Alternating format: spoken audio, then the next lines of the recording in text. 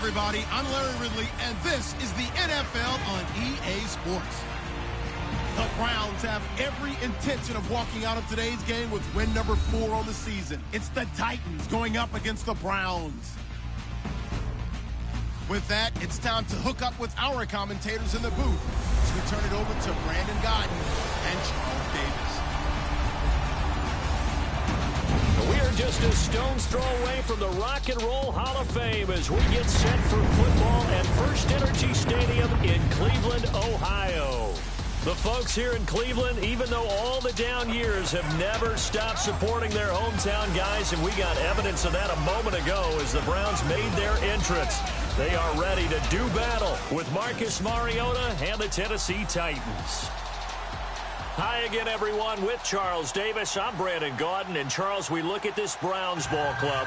They come in losers of 2 straight, so they're trying to right the ship here a little bit. They're teetering a little bit, aren't they? And now things could really go south if they lose this game, so they understand the importance of playing well and stopping this streak.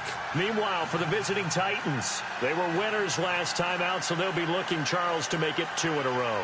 And what I enjoyed when I watched their game tape and their victory last week is they put it together in every phase. Good offense, good defense, and some key plays on special teams. Let's see if they can get that 2nd win in a row. Getting toward the halfway point of the NFL season, Week 7 is underway on EA Sports. And this will not be returnable. It's out of the back of the end zone for a touchback.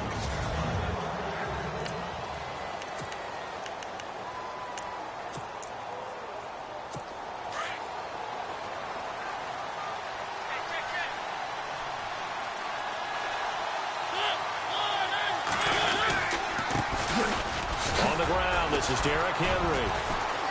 Broke a tackle, but not much room there ultimately. Just up past the 25 and no further. 2 yards on the carry there. It'll be 2nd down. See if they stay on the ground for 2nd down.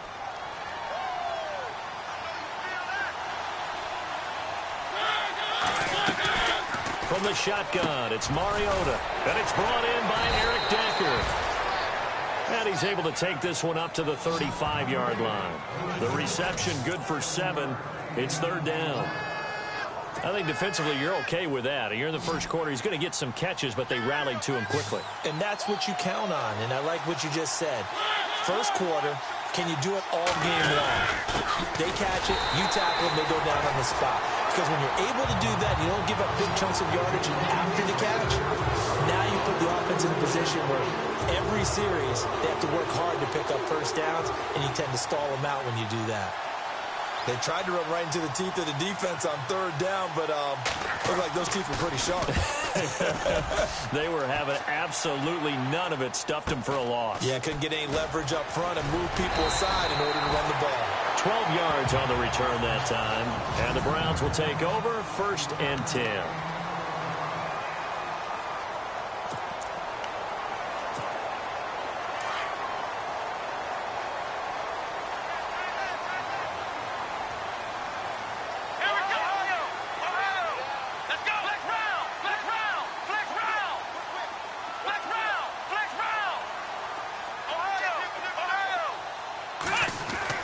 On 1st and 10, Kaiser.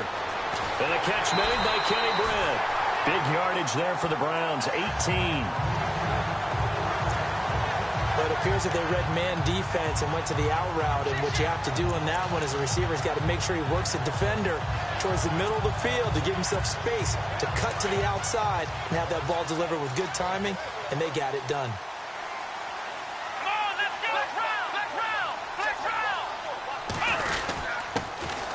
On the ground, this is Isaiah Crowell.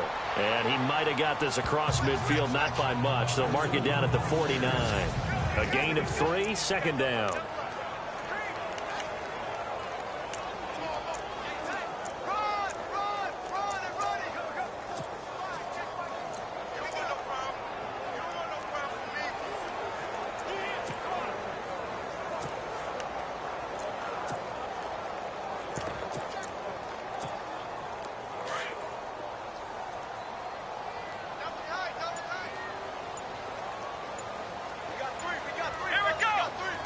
Time running out here on the play clock. To throw is Kaiser. He has Britt over the middle. And he'll be taken down at the 44-yard line. That catch good for 5. It's third down. So 3rd and 2. This quite possibly 4-down territory, though, if they're stopped.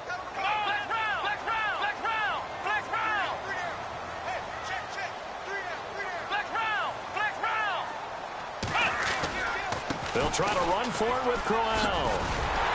And he's got the first before he's brought down at the 39-yard line. They get 5 out of that one, and it moves the chains. If you start assessing what went wrong last week, Charles, in their loss, had nothing to do with the ground game. They ran it well. And you also have to say to yourself as a team, don't go away from what worked. That's not the reason the game was lost. Running the football over time, when you do it consistently, usually translates into wins. And they're hoping to do it consistently here.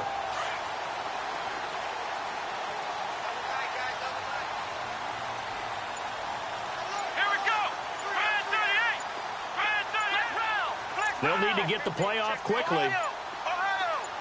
Kaiser just getting the play off. Over the middle, complete. That's Gordon. The completion good for 3, and it's second down. So a look here at the key inactives, and we got this list before the game down on the field. They tell us the same thing every time, don't they? Next man up. No excuses. Be ready to play. That's the mantra of every organization. The key is having guys on the roster who are capable of filling in and playing at a high level. That's when you know you've drafted well, scouted free agents well, and stocked your team just the way you're supposed to. Second down, Kaiser. Caught here left side by Britt. And he's going to get this inside the 30. The Browns passing game finding its stride. They've got another first down. How about the start throwing the football? 4 for 4 on this opening drive. Oh, he's slinging it. And oftentimes when you talk about slinging it, you're thinking about a guy throwing it all over the yard, not necessarily accurately. In this case, though, he's honing in on his targets, and he's delivering. Yeah, the opening script, however, they drew it up for this first drive, going to plan so far.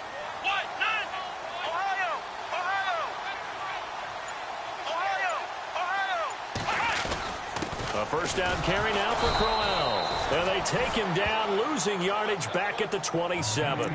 That's going to go as a loss of a yard, and it'll be second down. Well, add that play to his resume reel because he went to the Pro Bowl last year. That's how you go to the Pro Bowl. You make plays like that, big-time penetration, and throw people for losses.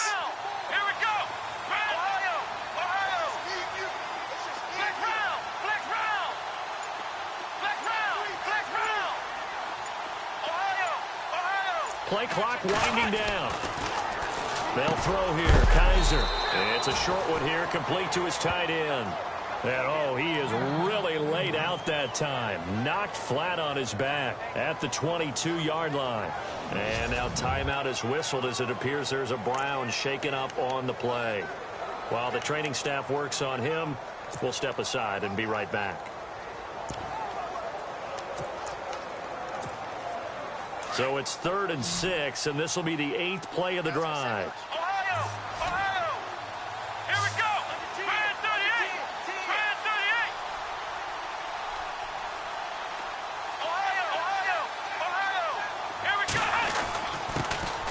First carry now. This is Johnson. And he'll have the first down, getting this one to the 14-yard line. It goes as a gain of 8, and it moves the chains. That O-line, they cleared a big hole there on that run. The athleticism of offensive lines continues to evolve, and we're seeing it here. Not only they're controlling things right at the line of scrimmage, but they're able to get upfield to get to what we call the second and the third levels. You know, get to linebacker spot, the secondary spot, getting all the way downfield with their blocking, which helps keep the running back clean. They'll try to continue that trend here this afternoon. And his throw is incomplete. He was looking to get it to Kenny Britt that time. And that'll bring up second down. When you see passes knocked down by those guys I call the frustrated fullbacks, the linebackers, you know that in their zone coverage, they were able to drop, see the ball thrown, and react to it very quickly.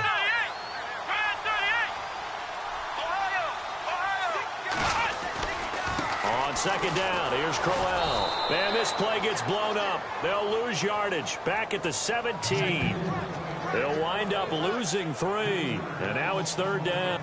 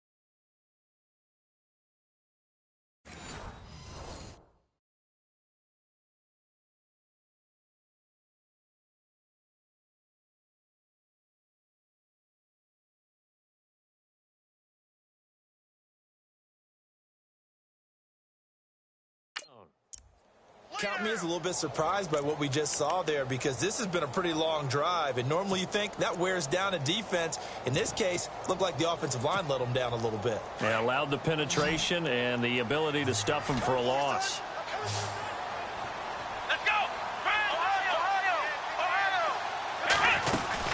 They stay on the ground. This time it's Johnson. And he's brought down just outside of the 10 at the 11. They'll get 6 there on the run, but it brings up 4th down. And there's a run to be happy with. Good, solid yardage. He'll take that anytime you hand the ball to a back. Back with Charles Davis. I'm Brandon Gaudin. The Browns with a football to begin quarter number 2. They are, however, facing a 4th down situation.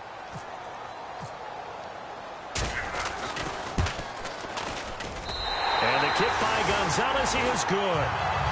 And from down in Miami, an update. The Jets out to an early lead over the Dolphins. Josh McCown, an early touchdown pass in that one. So they get 3. They were hoping for 6. An unlucky number 13 play drive. Well, you go to the sideline after putting 3 points on the board. Happy, but you wanted to be ecstatic. You wanted to have 6 on the board. On the opposite sideline, though, the defense, I think they're high-fiving each other, only giving up 3 after letting them run that much offense. A reminder later tonight, a game some folks have had circled on their calendars since the schedule came out in April. That's the Super Bowl rematch. Falcons, Charles, at Foxborough to take on the Patriots. Super Bowl 51.5, anyone? Then on Monday night, that's no slouch either. An NFC East battle between the Redskins and the Eagles. First down, Titans, gain of 12. So right now what I'm seeing an offense is just firing off the ball a lot quicker than they can react. And not only that, they're sustaining the blocks, too. I'm seeing guys get 6-7 yards downfield before there's even a hint of contact. And complete to the tight end Walker, right side. And he'll bring it up here to right at the 40-yard line. 7 yards, the pickup on the pitch and catch. How about the timing on that one? Boy, they were in sync, weren't they? 3-step drop, balls out of his hands, right to the tight end. And no escaping this time as he'll go down. They got him for a sack. Nate Orchard coming hard on the blitz. He dumps him for a loss of 8. Well, that play was the very definition of fast, quick, and in a hurry. Suddenly, he was there. Yeah, blink of an eye. That happened fast and a big sack. Now Mariota. And he hits his man, Matthews. And he'll be out of bounds, able to take it down to the 40. A big 3rd down conversion with a gain of 28. He's such a good route runner. Shows it there on 3rd down. Very proficient and a good pass. And you know what I've observed over the years in the NFL? The better a route runner you are, the more confidence your guy's going to have in you to go to you in important times, because he can trust you being in the right spot, and they connected there and picked up a 1st down. He hasn't had a ton of success here so far, but you get the feeling that he might be on the verge of popping one. Yeah, even on that one, there was a little bit of a hole, but it closed there quickly at the end.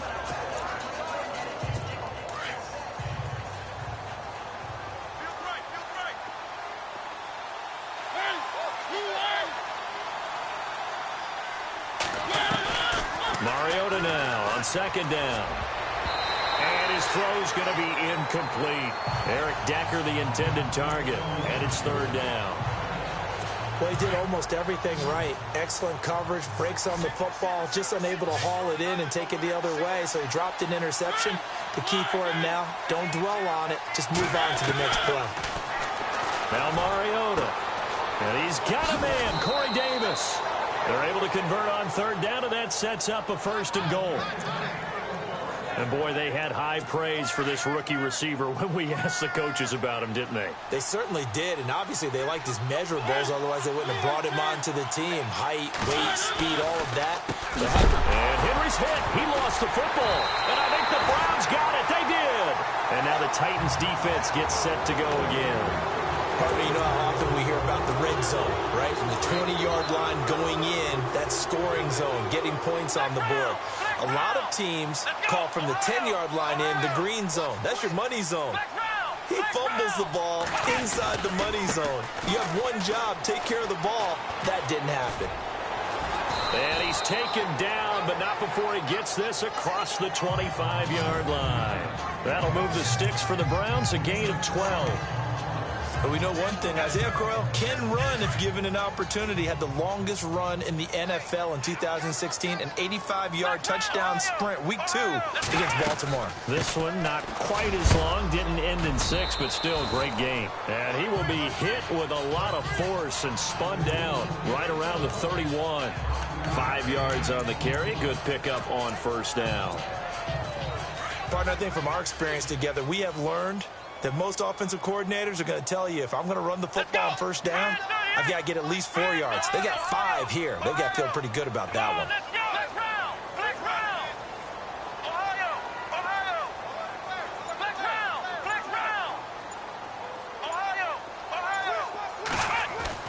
Kaiser now on second down, and he fires one incomplete. David Njoku was the intended receiver, and it's 3rd and 5. Well, too much oomph, too much mustard there on that pass. They really turned it loose, didn't they? Really cut loose with that one. Sharp, strong. Didn't lead to a completion, though. Made it very difficult.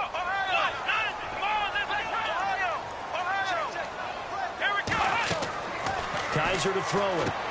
Screenplay, Johnson. And he's got the first before he's brought down at the 39-yard line. It's a 9-yard gain, and it keeps the drive moving. Let's give a little credit there. The offensive play caller sensed that the screen pass was available. Whenever you're getting a lot of heavy pressure towards your quarterback, that's when you're thinking about running the screen and using that pressure against the defense. And it worked very well there for a first down. This is Crowell. And nothing doing. He's immediately taken down at the line of scrimmage. No gain on the play there. Second down. So 2nd and 10 here. 2 minutes remain here in the first half. More from Cleveland after this.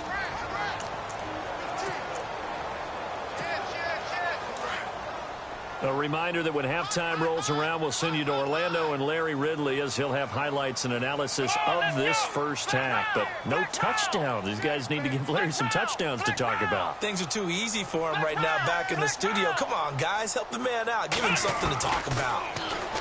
Now Kaiser being chased out left. And this one's incomplete. Josh Gordon, the intended receiver. And it's 3rd down. Let's face it, perfection is something we all chase, whether it's playing this game or whatever we do. Hard to attain, but that's what they were searching for as that pass goes incomplete.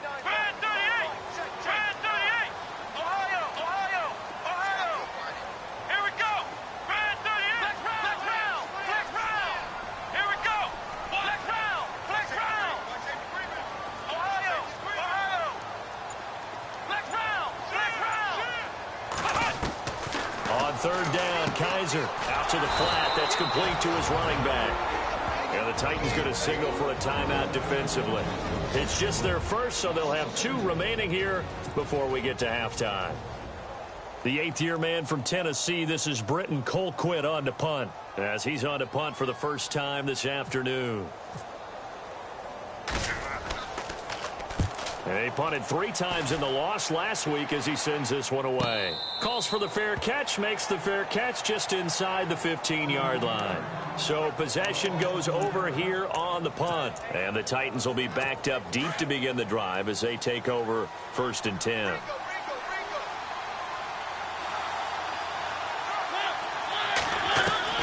A first down throw for Mariota. And he's taken down, but not before he gets this across the 25-yard line.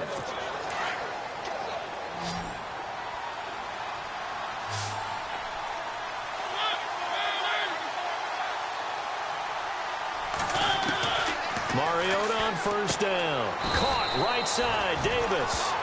That throw good for 4. It's 2nd down. Mariota yelling out the play call as he hustles everyone to get set. Here's Mariota looking deep downfield here.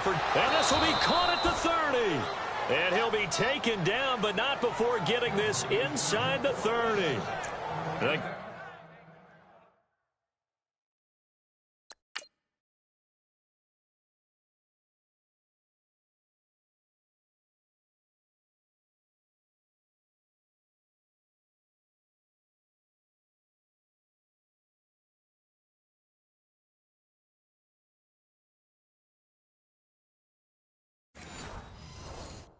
Gain of 39 that time.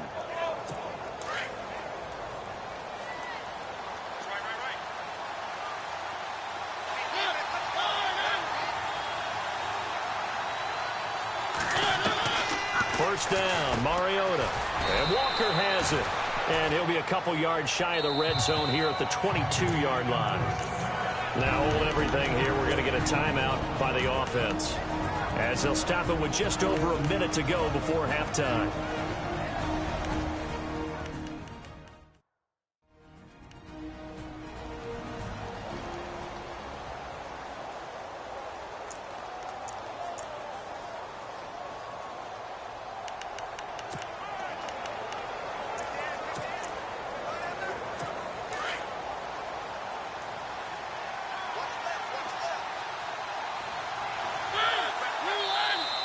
And now whistles and a flag, and I think we got to jump here.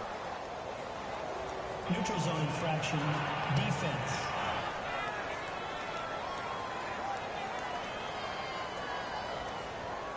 So they got him coming up from his linebacker spot. And sometimes the position designation really doesn't matter. If you creep up to the line of scrimmage, you just have to look for the football. Make sure it moves before you do. From the red zone now, Mariota. And he'll hit his tight end, Walker. And he'll get him inside the 15 down to the 14-yard line. The completion good for 3, and it's second down. So 5 plays on this drive, Charles. All passes, all completions. And just like that, they're in the red zone. And don't you think the playbook opens up a little bit more now? Because all they've done is throw the football. If you want to run it now, you may very well have them fooled. And he's brought down just outside of the 10 at the 11. Give him 3 on the play, and that's going to bring up a third down.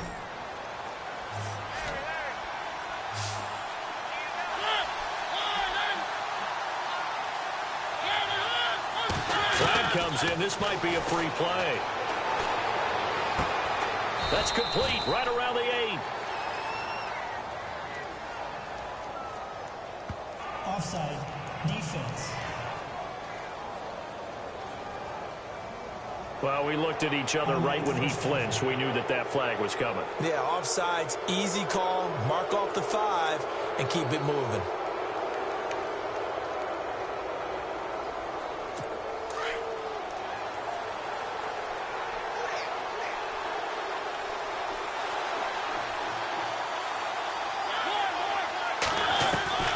They'll throw again. Mariota.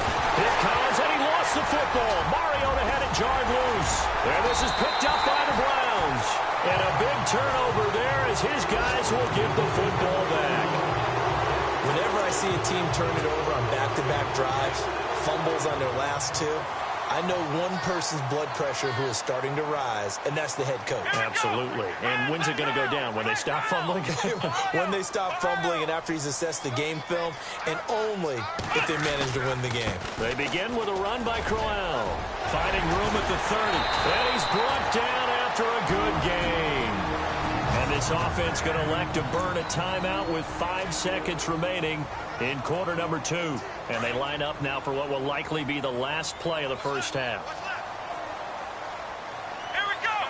What? Ohio. Let's go. What? Flex round. Flex round. Flex round. Flex round.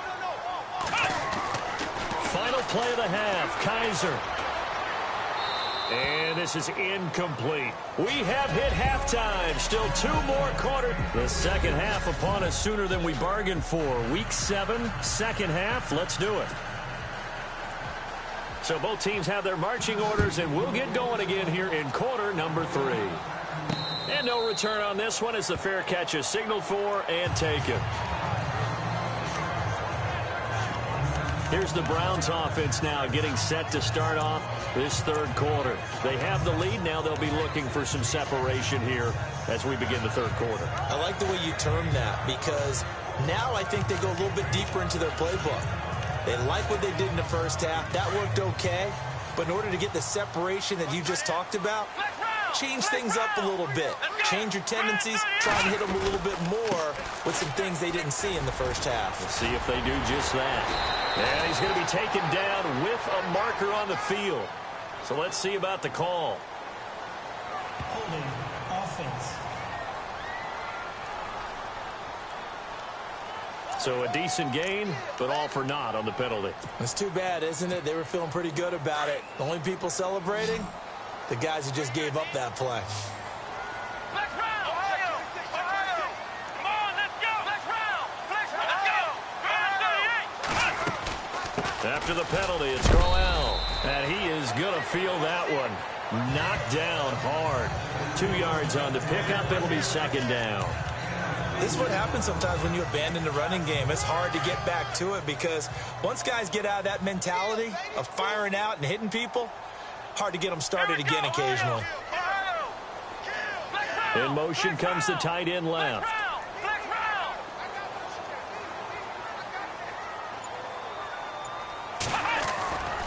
They'll run it again with Crowell. You can't bring him down. The weight room does work. Isaiah Crowell, he's all alone. And he takes it all the way down to the 28-yard line. It's a big play there for the Browns. 54 yards on the ground. They're trying to show that they can run the ball and protect this lead. Give it to the backs, play a little bit of keep away, don't you think? And that's probably a good philosophy at this point, going to make that defense stand up and stop them. Here we go! A first down carry here for Johnson. And he'll get about 4 as he's brought down at the 24. Tough running there. That's a hard-earned 4 yards. Yeah, those are the unsung kind of runs. They don't fill up the stat sheet, but they do set you up in good position on second down. Here we go! Flex round! Flex round! Ohio! And they'll bring the big tight end across the formation left. Ohio! Ohio! Ohio! On second down, Johnson. It's a gain of 10, and the Browns are going to get a first down. In my book, that's running the ball well, but with intelligence. How about him keeping the clock moving, staying in bounds? Yeah, even though it's the third quarter, you're thinking ahead, aren't you? This is where your running game can really help you with a lead in the second half. I agree totally. It's not just end-of-the-half situations that you worry about the clock. It's throughout the game. And with a lead, stay in bounds. Make them fight harder to try and catch you. On the run, it's Crowell. And effective running here. He'll take it down inside the 10. It's a 6-yard gain on the ground, and that'll make it second and 4. This drive is pretty clear. Almost feels like old-school fundamentals, doesn't it? Want to impose their will on the defense. Was that 5 straight runs? Yeah, 5 straight carries to start this drive, and like you said, the way it's working, they may just stick with it.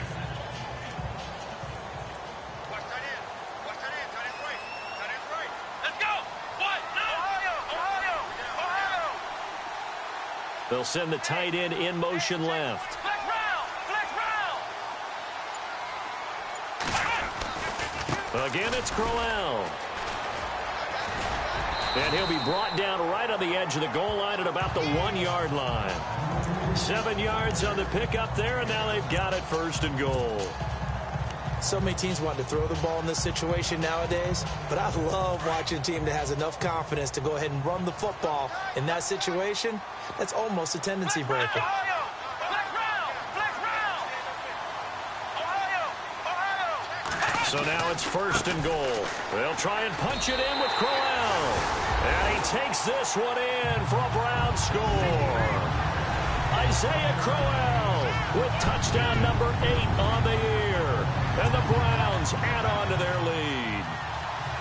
A good, sustained drive there in this third quarter, capping it off with a touchdown to give them a nice 2-score advantage. It was actually a fun one to watch, wasn't it? I mean, for me, seeing the mix of what they did, how they moved the ball downfield, very sharp, too. Each and every play seemed to be executed with great dispatch. Out is the kickoff unit as they run up and send this one away.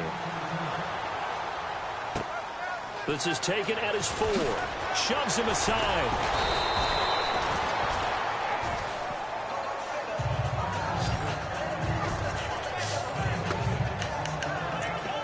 Out come the Titans now. They'll have it first on offense to start the third. They trail offense, first time to touch the ball in quarter 3, and we'll see what they can do. And I can't wait to see what they have planned.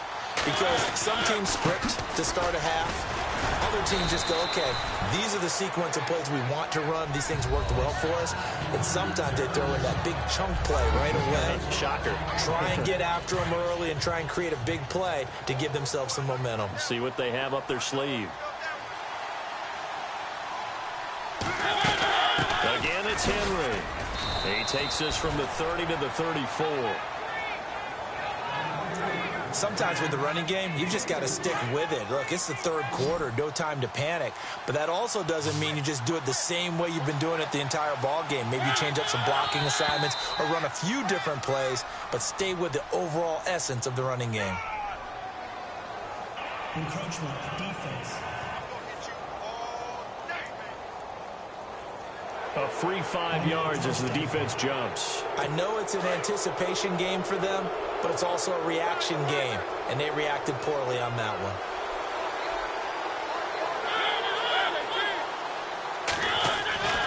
Mariota now to throw on first down. Throwing the out route incomplete. That's Walker.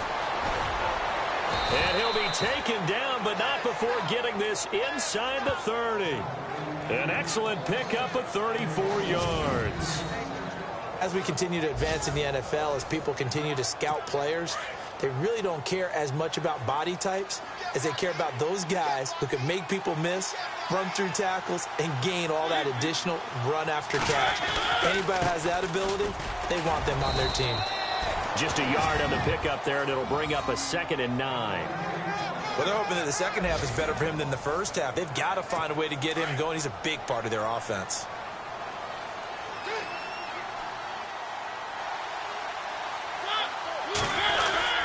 They'll run it again with Henry. And this time the yards won't come so easy as they'll, in fact, tackle him behind the line. So he loses 3 yards there. Now 3rd down. And that's another stop for the defense. Something we've seen all game long. They have been on fire today. No matter what's called by the offense, they've had an answer for it. On 3rd down, Mariota. He dumps it off for Henry. And he's brought down, but not before reaching the 8-yard line. They're able to convert on 3rd down, and that sets up a 1st and goal. We always talk about having to read defenses and how complicated that is. Well, this was an excellent read.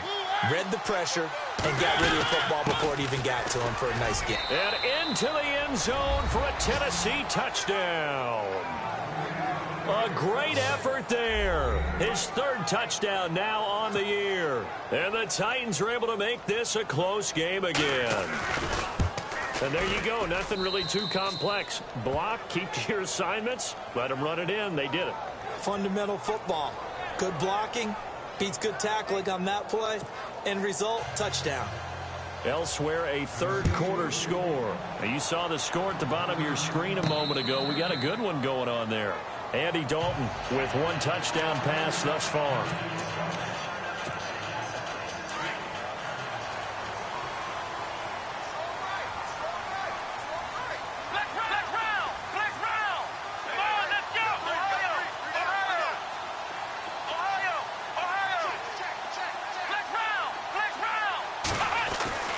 Kaiser now to throw on first down. Britt's got it, complete. Big yardage there for the Browns, 18. Well, that's what you're looking for when you want to throw the ball downfield. You want one of those guys who can play out on the perimeter, can play out wide, who can not only get open, but when they're covered, can uncover themselves downfield and create catches.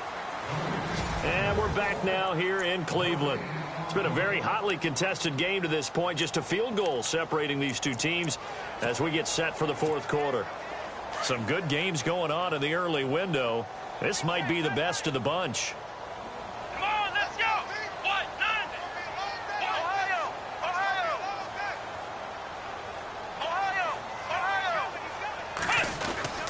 They'll run with Crowell. And he's going to be taken down here with a penalty flag on the field. Holding offense. That's on the guard, Kevin Zeitler, 1st-round pick back in 2012. The penalty really backs up the offense here on 1st down. Now 20 yards to go.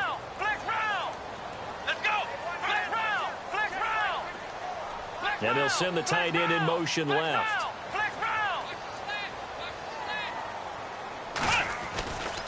Now it's Crowell. And maybe a measure of revenge there. He's had his way in this one, but this time they get him behind the line.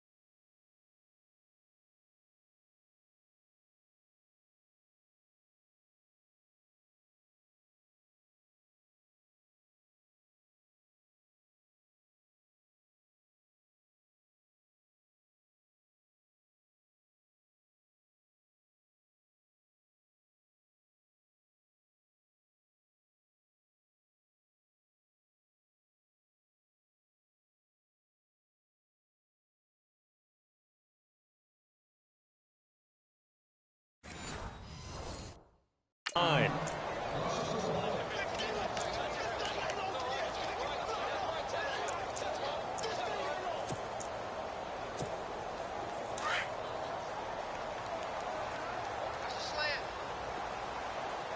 Let's go!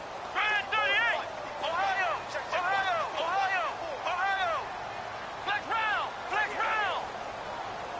Flex round! Flex round! Crowell. And for one of the few times here today, this run's not going to go anywhere. No gain on the play this time, and it'll be a 3rd and long situation coming up. And this is why the head coach gets paid the big bucks. Look at where they are in this situation, partner. Do you throw the ball here in a long-distance situation? Do you run it again and trust your defense and make sure you take care of the ball and punt it away?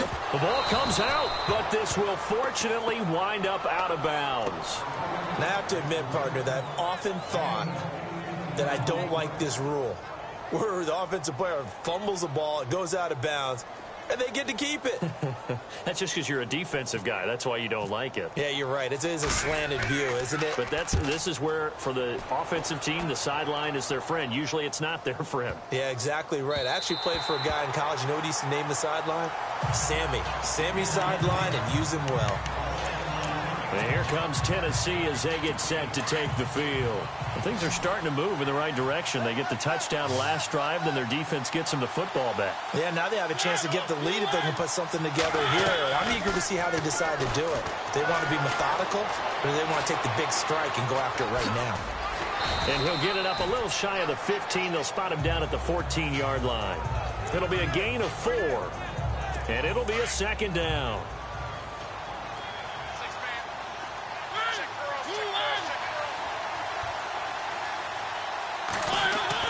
Now a 2nd down throw for Mariota. He gets it to Matthews, complete.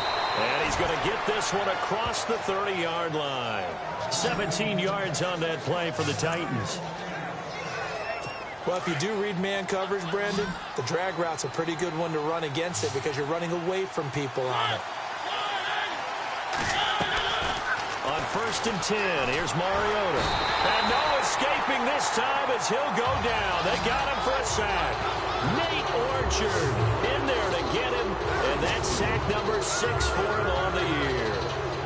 And there they bring pressure from the inside and they get home. Yeah, hard to block everyone, isn't it? And on this play, someone did not get blocked. He's the one who got home.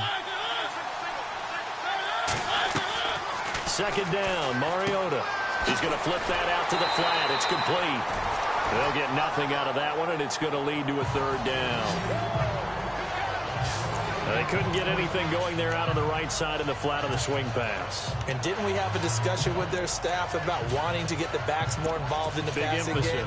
Huge emphasis for this game, but obviously the defense had other plans and really made a nice play. Possibly a turning point. Big play coming. This is 3rd and long. From the shotgun, it's Mariota. He's going to go for a big play downfield. Oh, you saw that one coming. It's intercepted. Throwing back across his body. It's Jabril Peppers, the rookie from Michigan.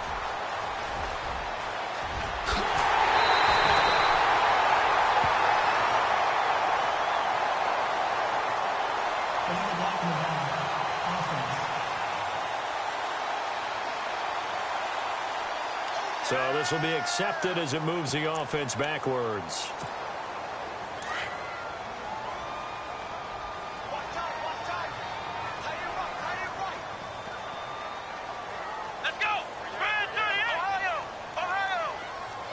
And the tight end goes in motion left. Now a handoff to Crowell. That'll move the sticks for the Browns, a gain of 12. Do my eyes deceive me?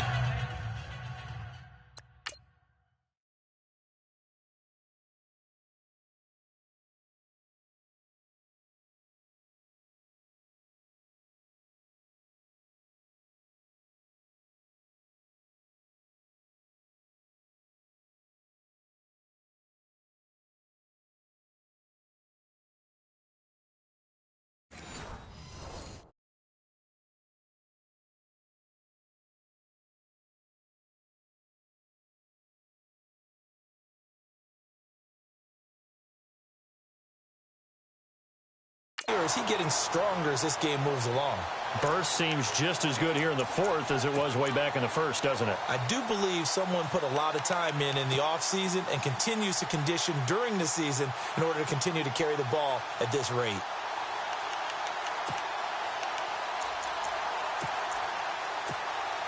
So they pick up the first down after the run, and now they approach for the fresh set.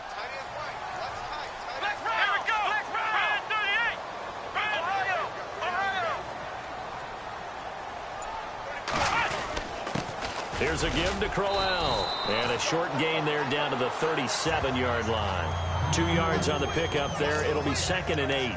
I like that run right there, partner. Not the flashiest run, not the one that's going to break for big yardage, but he understands the situation, and taking care of the football, paramount, and he got it done. Nursing that slim lead, you're exactly right. Hold on to that ball.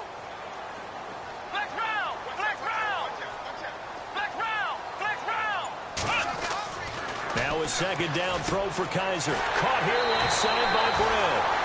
A good pickup there for the Browns, 15 yards. And probably the only thing he did wrong there was go out of bounds, nursing this fourth quarter lead.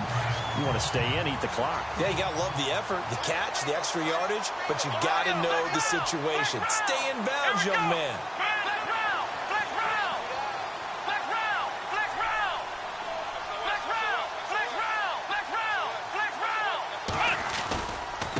Now it's Crowell running right.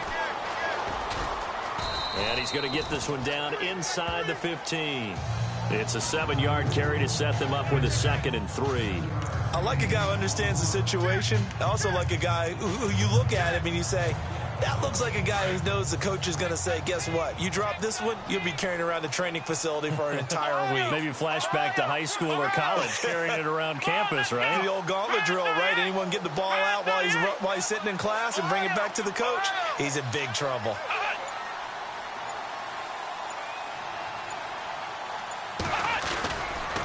They'll run it with Johnson, and he stopped immediately there. Call it no gain that time, as it's going to leave him with a 3rd and about 3 to go. Time for a break. We're back to see what happens after this. So the Browns in possession of the football here as we get you reset. They're facing a critical 3rd down now as they try to hold on to this lead. In motion comes the tight end left. On 3rd down, Crowell. So fresh out of the 2-minute warning, and here's another timeout taken with 1:55 remaining. So a defensive timeout, chance to regather, regroup, and get set as we resume action. So on 4th down, out trots the kicker in a big spot here. And Gonzalez puts this one through. And the lead stretches to 6 here. It's 13-7. So they get the 3 here, but you wonder whether that's going to be enough. Yeah, I mean, you've now made it so they need a touchdown rather than a field goal to catch them. But you're right. If they'd gotten 6 out of that drive, this would be a much different game. And that'll carry over the back line of the end zone for a touchback. The Titans offense now, they work their way back onto the field. And following the interception, just any interception, are you a little bit more cautious when you start that next drive, or no, you just throw that out the window? I think you are. I don't think that there's any way you can run back out there and go, totally didn't affect me. Let's just go ahead and be loose with the football again. You're going to take care of it, but you have to be careful about being too cautious because now you can't run any offense at all. Still want to attack. We'll see how they attack him here. Jumpy on the right side of the line. Sometimes when you're on the end, a little bit farther away from the ball, any type of movement will get you to jump, and that's exactly what happened there.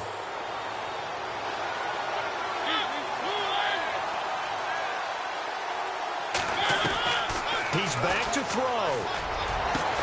And he's got Decker, left side. And they get him down, but not before he takes it across the 40-yard line. An 11-yard pickup for the Titans and a first down. They'll look to throw. And he can't get a throw off. He's taken down. What a huge play at this point in the game. Nate Orchard in there to drop him as the clock continues to roll.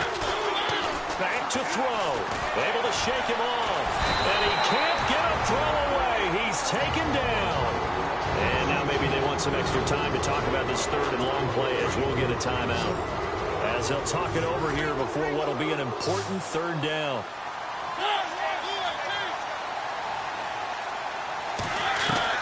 He'll look to throw. And this is going to be incomplete. What a great sequence by this defense so far. They've given him nowhere to go with the football. And they just have to make it stand up one more time because it appears that they've got their number. Can they not have a slip up here and allow the touchdown? So down 6, and they know they need this one on 4th down.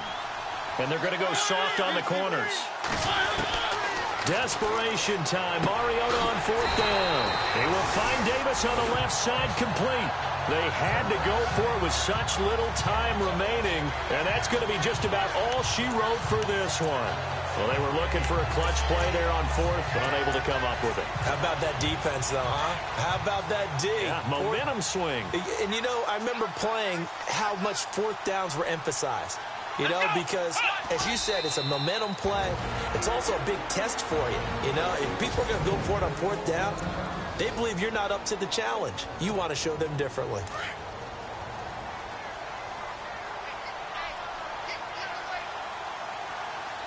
Let's go. The Browns in victory formation now as they take the knee.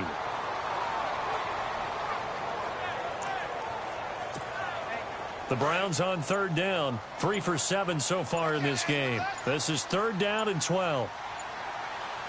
Here we go. Down to a knee one more time, and that should just about do it.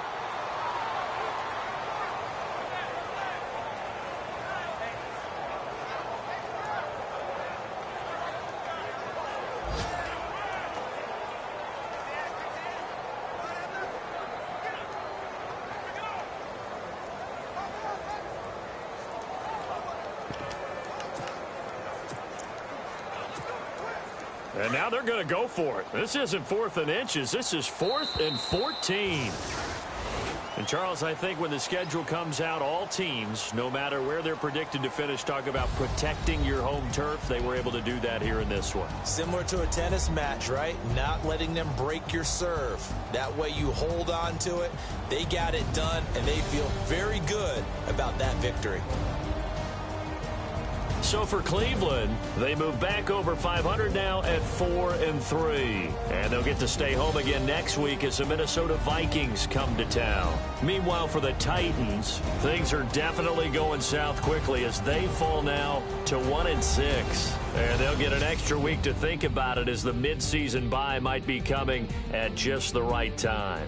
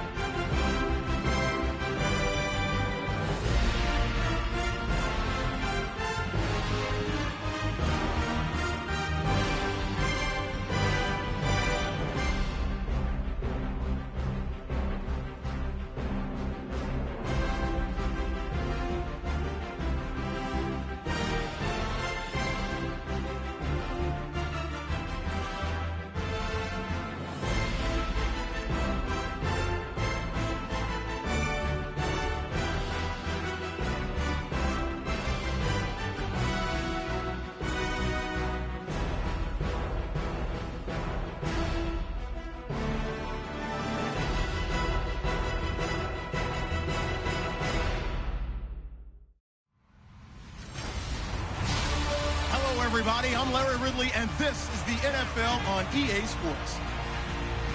We're across the pond in England this week, and two teams are hoping to show up for an international audience. It's the Vikings going up against the Browns. With that, let's welcome in our fine broadcast team. Here are Brandon Godden and Charles Davis. All right, Larry, EA Sports coverage of the National Football League is on the air. This was the scene a few minutes ago. The dog pound in full roar as their Browns emerge from their tunnel. They're ready to go as they get set to match up with the Minnesota Vikings. Hi again, everyone, with Charles Davis. I'm Brandon Gaudin. And, Charles, we look at this Browns ball club. They were winners last time out, so they'll be looking, Charles, to make it 2 in a row. And what I enjoyed when I watched their game tape and their victory last week is they put it together in every phase. Good offense, good defense, and some key plays on special teams. Let's see if they can get that second win in a row. Meanwhile, for our visitors, the Vikings, we're in October now, so everybody should be coming into form, shouldn't they? We really should, and what you have now is a full routine established about what you want to get done and full focus on the season. So here's the Viking offense making their way out. The former Oklahoma Sooner will be leading the charge in his 8th season now under center Sam Bradford. Would you say that last week's performance by him, workmanlike in terms of numbers? 1 touchdown, 1 pick, but obviously a loss. Yeah, and that's the bottom line for him. All he cares about is how do we find a way to win the game. Maybe he leans on a few other parts of the offense and hopefully springs a receiver or two free.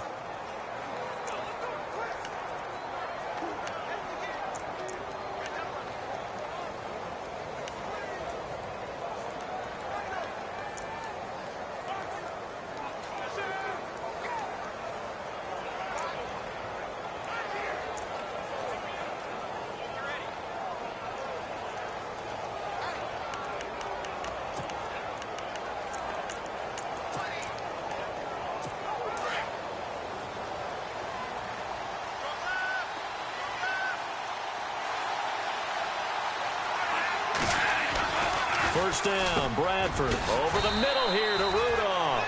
And he'll get it up to the 33-yard line. Give him 9 there on the first down completion.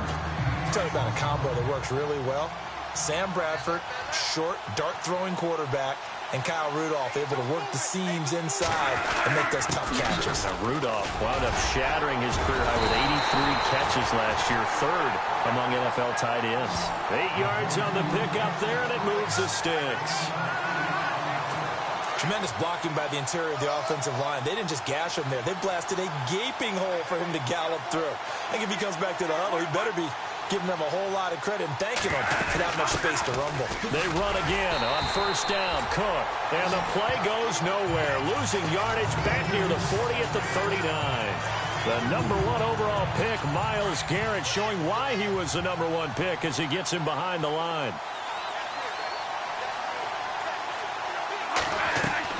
Second down, Bradford. And this one hauled in by Rudolph. And he'll be brought down right at the 45-yard line. That catch good for 5. It's 3rd down.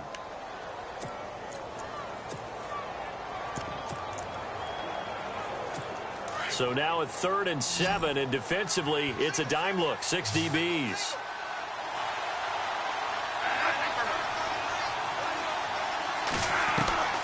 From the shotgun, it's Bradford. And no escaping this time as he'll go down. They got him for a sack. Joe Schobert in there to drop him for a loss of 10. And it'll be 4th and long. A week ago, they dominated in the trenches. They got in the backfield for 5 sacks, setting the tone there, one on the opening drive.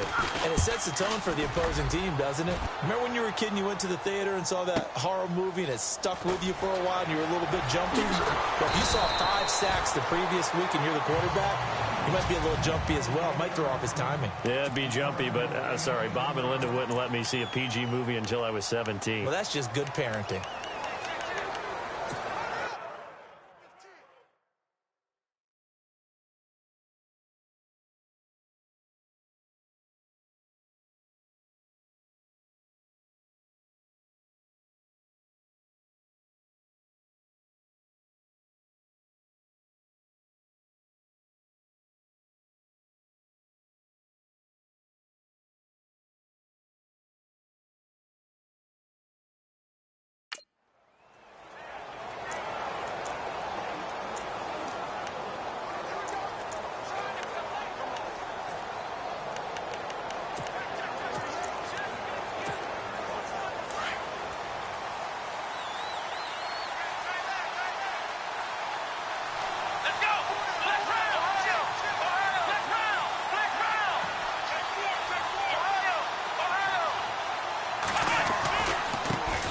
Now a first carry for Isaiah Crowell. And he's going to lose yardage here back to the 14-yard line.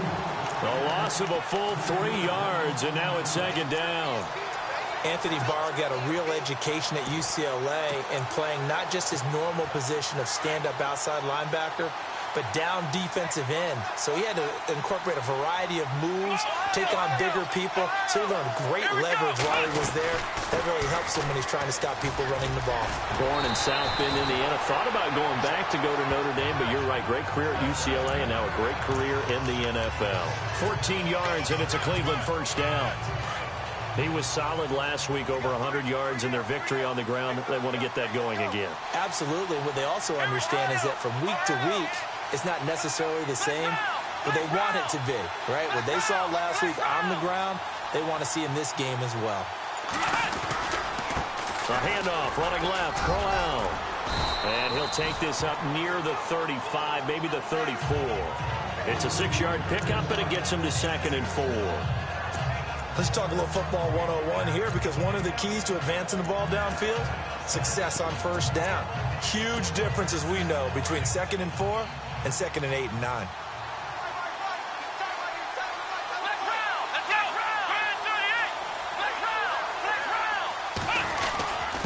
Now a handoff here to his running back. And he'll get it out near the 40 to the 39. Just 4 yards on the pickup, but that's good enough to extend the drive. Looks like they're establishing a pretty good pattern here, because they've been very heavy in the running game on the last 4 plays. Yeah, you took the words right out of my mouth. So far, 4 plays in this drive, all 4 on the ground.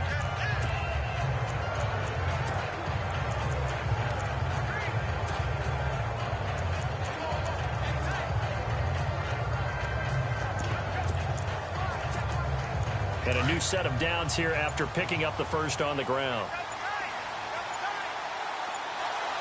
And the play clock's running down. Play clock down to 2, and we get a signal and a timeout. They'll have 2 remaining as we step aside here in this first quarter.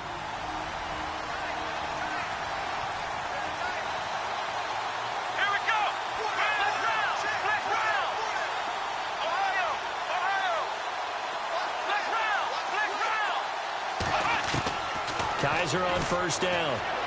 And that'll be incomplete. The intended target was Corey Coleman. And that'll bring up second down.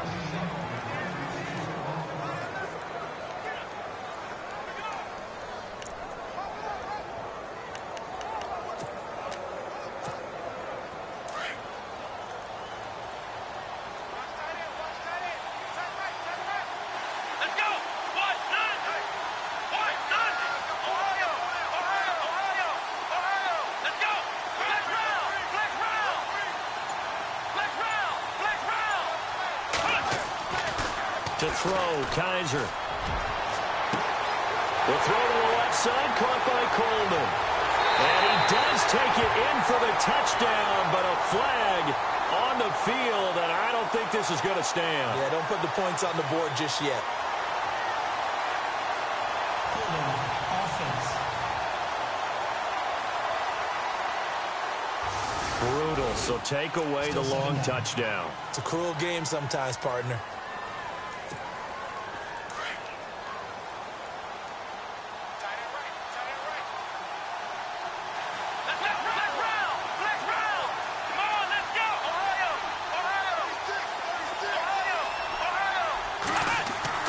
Second down, Kaiser. Throw left side, caught by the tight end Njoku. The reception good for 7.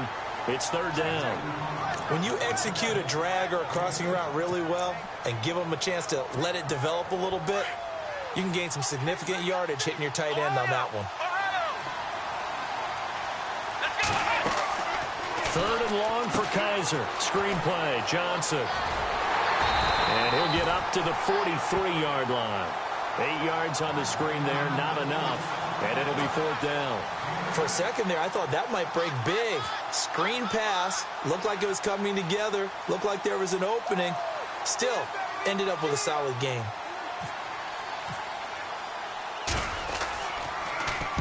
They only punted twice in the win last week as he gets this one away. They'll score that a 36-yard punt, and it'll be Viking football here as they take possession. And out now come the Vikings. And our game's hit a little bit of a lull here, a little bit of a snag. Punts on back-to-back drives. And old-school coaches don't necessarily mind that. Didn't turn it over, right? Didn't create a big play for the other team. Right now what you're looking for is, can you gain an advantage in field position? And that's what both teams are seeking right now. Yeah, they'll be seeking to gain that advantage here on this drive.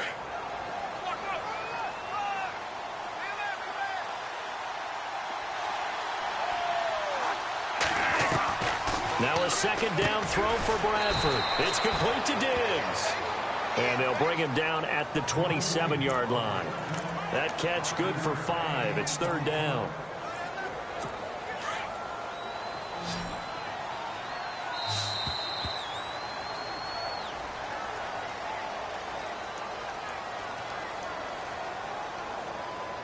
Back now with Charles Davis. I'm Brandon Gaudin. Second quarter begins with the Vikings holding the football. They've got a third down and 5 to start things out.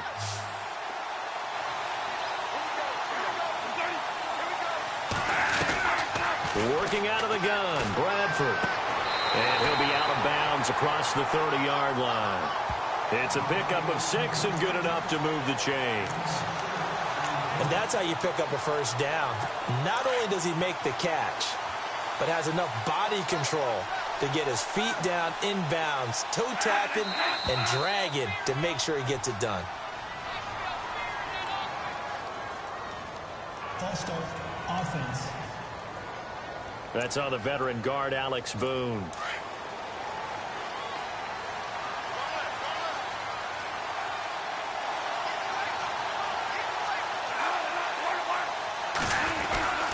Cook following the penalty. And he's going to lose yardage and be backed up to the 25. A loss of a full 3 yards, and now it's second down.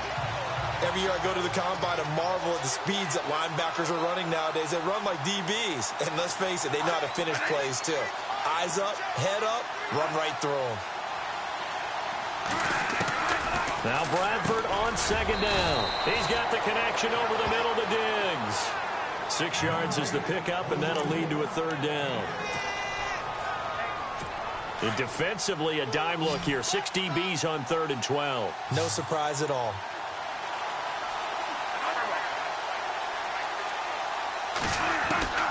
From the gun, Bradford. And no escaping this time as he'll go down. They got him for a sack. Jamie Collins coming in to drop him for a loss of 8, and it'll be 4th down.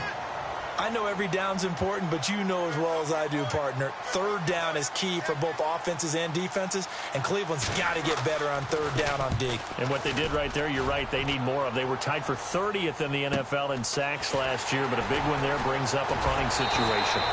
It'll wind up being a net of 41. 9-yard return, 50 on the punt. And the offense will take over with a new set of downs. And we shift our focus to Isaiah Crowell.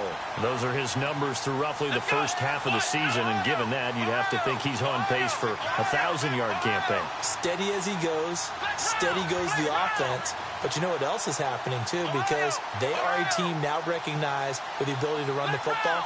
You've got to be able to throw better now, right? Better throwing lanes, better opportunities for the guys downfield, maybe more one-on-one coverage, which you should be able to beat easier.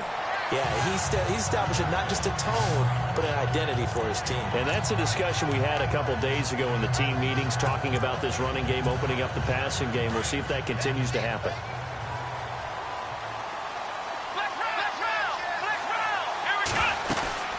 They keep it with Crowell on first. And he will force his way forward for a yard or two, but I have a good feeling this will be coming back. Holding offense. So that one will be accepted.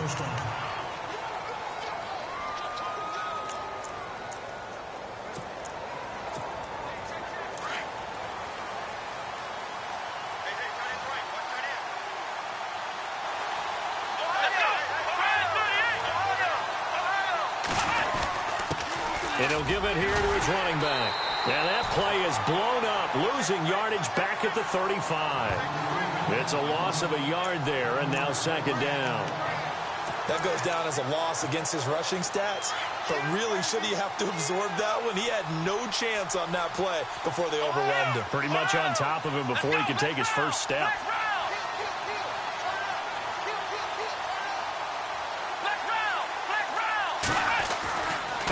They'll try the right side with Crowell.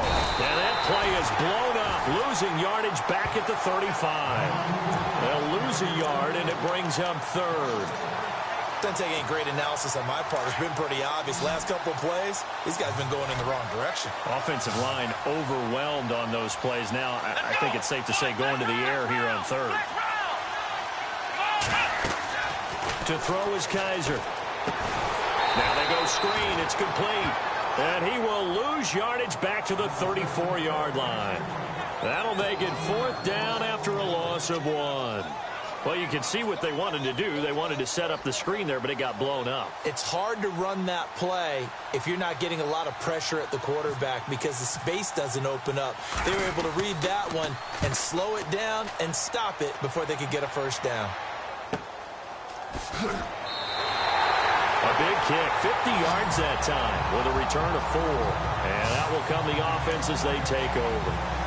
Reminder, a couple of good games still to come. Later tonight, it's the Steelers on the road in Detroit taking on the Lions. Then Monday night, the costumes will be in full force in Kansas City, I'm sure, as on the day before Halloween, we'll see the Chiefs play host to their AFC West rivals, the Broncos. And wasn't it just a couple years ago, those two played a night game that was won by the Broncos on a fumble return with like 20 seconds to go? Absolutely, that was a thriller. A nice pickup there of 11 yards, and it'll move the sticks. Absolutely love the run right there. This guy's known for his quickness, but also for his speed. He's able to get to the second level almost before you blink if you give him any type of blocking. Always talk about slot receivers, and they're usually known as quicker than fast. In this case, we've got a guy who's quick and fast, and he used it to great advantage. 2 minutes remain in a scoreless first half. My good friend Charles and I right back at you after this.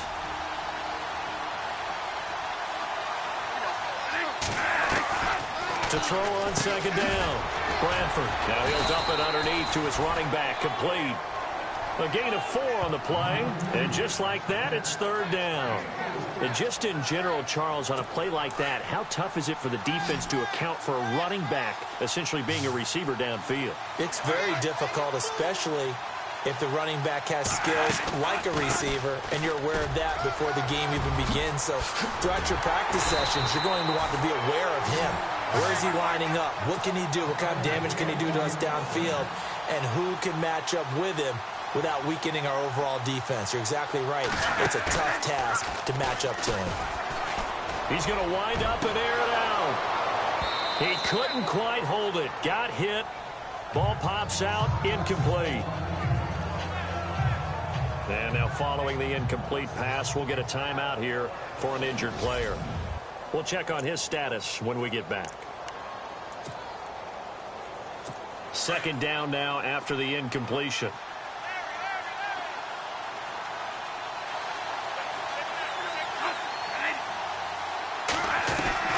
Throwing again. Bradford. And they're going to get him. He's taken down for a sack back at the 47-yard line. Emmanuel Ogbah coming on the blitz. He gets him for a loss of 7.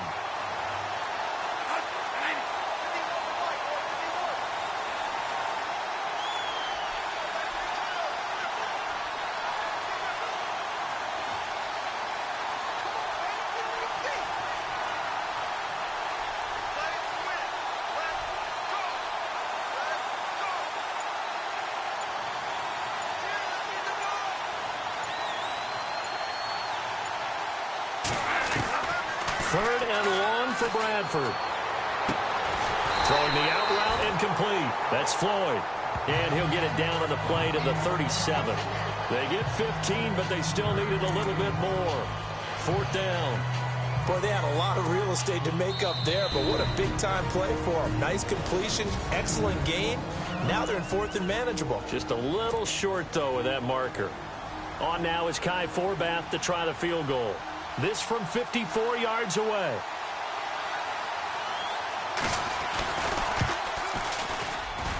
And that one's not going to get there. Not enough juice, an ambitious effort, but it's well short. And this will remain a scoreless game. And this is one of the risks you run when you attempt a long field goal. If you miss, the defense takes over the spot of the placement. So now they've got a chance to get one more drive in before halftime.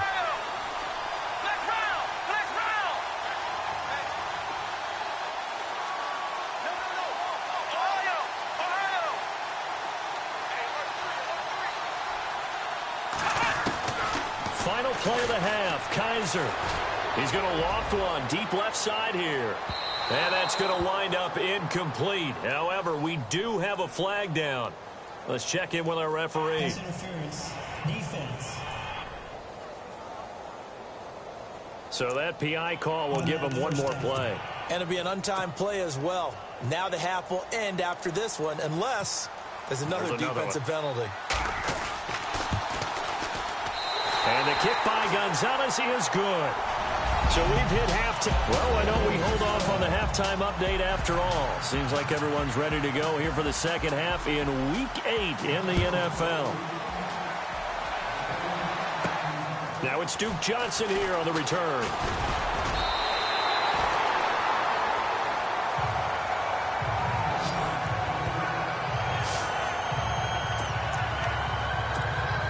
Here's the Browns offense now getting set to start off this third quarter. They have the lead. Now they'll be looking to extend that lead. And this is where I enjoy talking about one of my favorite subjects, tendency breakers, or counters as I also like to call them. You've done things in a certain way in the first half, and they've had the ability to see what you've done. They're going to make their adjustments. So guess what? You adjust yourself and try and stay ahead of the pace because you are looking for some separation in this ball game. The adjustment to the adjustment. Without a doubt. Show them one thing, hit them with something else.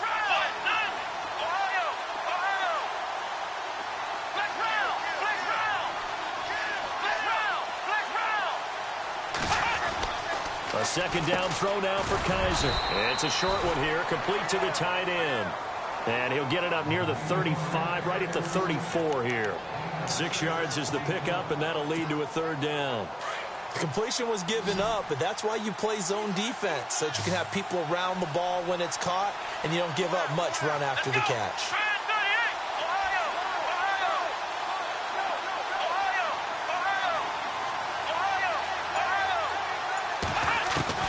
Kaiser from the gun on third. He finds Coleman.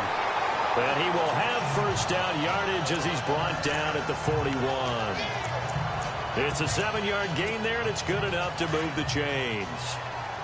All right, let's just go ahead and walk through this one pretty easily, right? Blast off the line of scrimmage, get downfield to a certain point, usually around 8 to 10 yards, turn around and make sure the quarterback sees your numbers and set yourself up for the pass. A well-executed curl route by Charles Davis.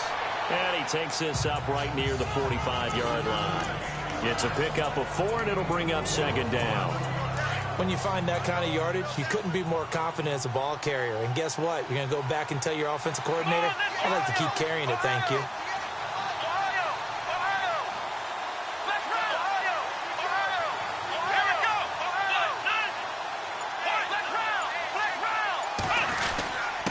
And they give this time to the tailback. Pushing forward for 3 up to the 48. I do know from experience that when you slow down someone's running game, you're now doing the dictating on defense. And guess what? Now you're getting ready to tee off on their quarterback because they have to throw it all the time. But you still have to be alert for the draws and other plays of that nature and make sure you don't get hurt. The Browns on third down. Just 1 for 3 thus far. This time it's 3rd and 3.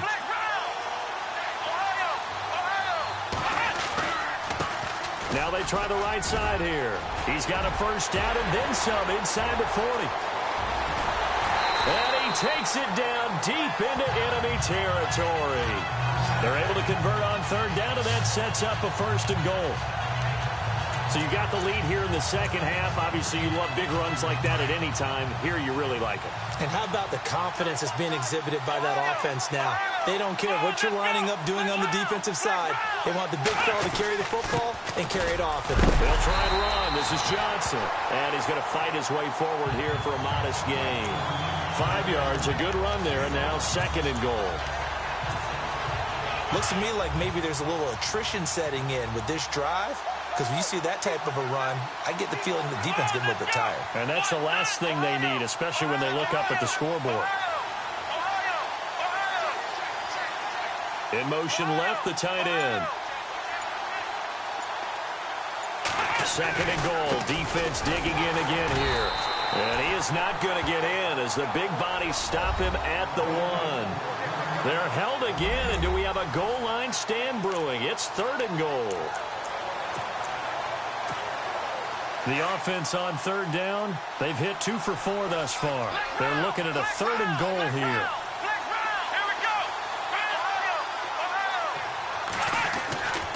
Kaiser to throw it, and Britt's got it. Touchdown, Cleveland. Kenny Britt, his second touchdown on the season. And the Browns add 6 to their lead. Well, it was third and 1. I was expecting run, so much for that. They pass it, they score it.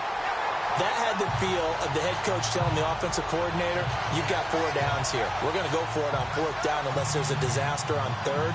Go ahead and take a shot if you want to. And he gratefully accepted the opportunity and did exactly that. If they didn't get it there, that had the feel that they would come back and try it on 4th down. Set now to kick this one away, and off it goes. That'll be taken in the end zone. And no run back here. This will be a touchback, and it comes out to the 25-yard line. Sam Bradford now, along with the Vikings heading back out there. And maybe he's starting to wave the white flag a little bit. He's playing pretty well, but the pressure...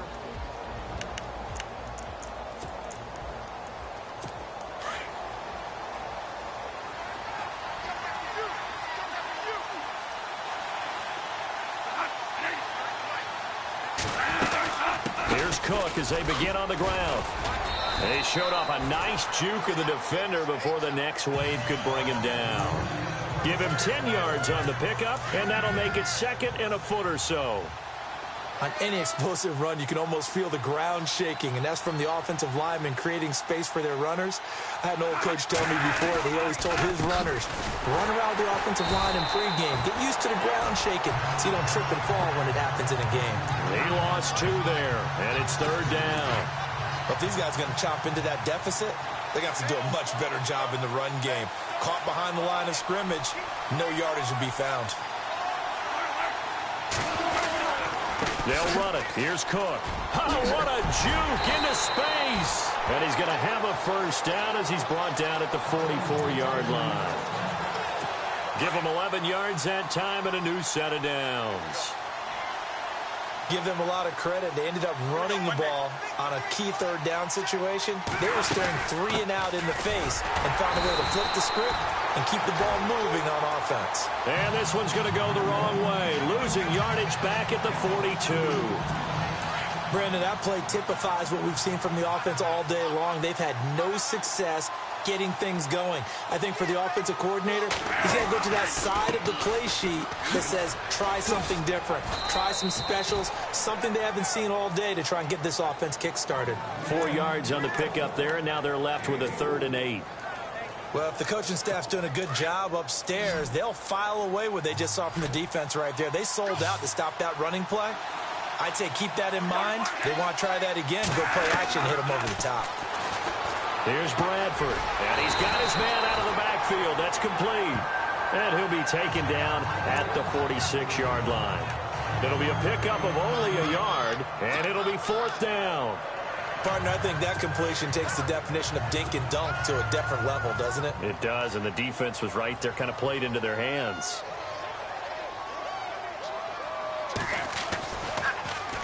This is away and a very good kick, angled for the sidelines. And they won't risk defending a return here. That one's out of bounds, and it'll be spotted at the 14-yard line. Try to get one more in here before the quarter breaks.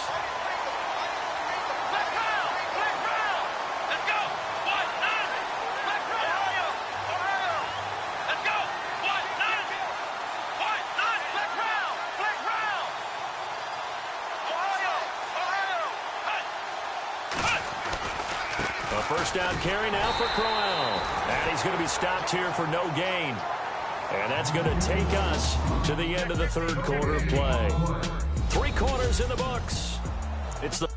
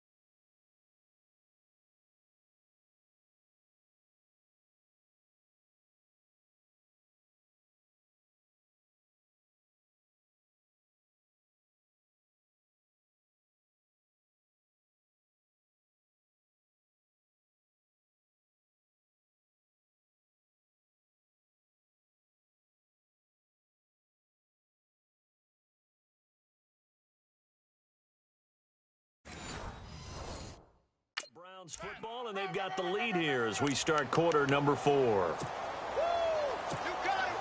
You got him! Shot!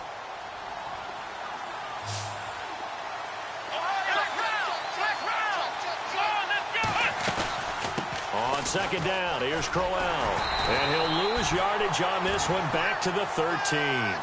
It's a loss of 2, now third down. Brandon, it's clearly a running situation when you're up in the fourth quarter.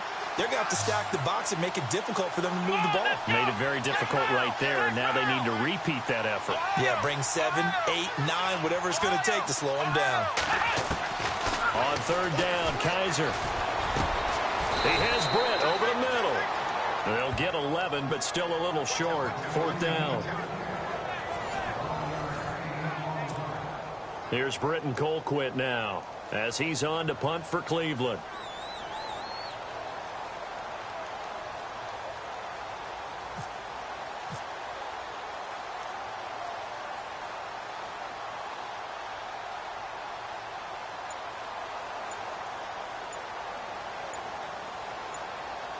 Time running out here on the play clock.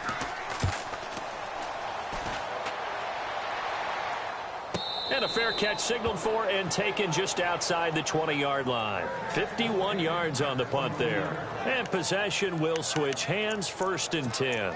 Now the Minnesota offense set to take over again. These guys had to punt last time. It has not been a very fruitful game offensively thus far.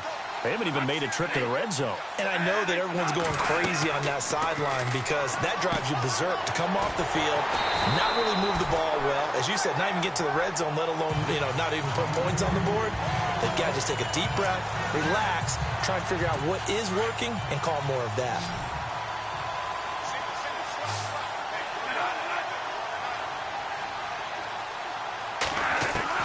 Looking to throw on second down.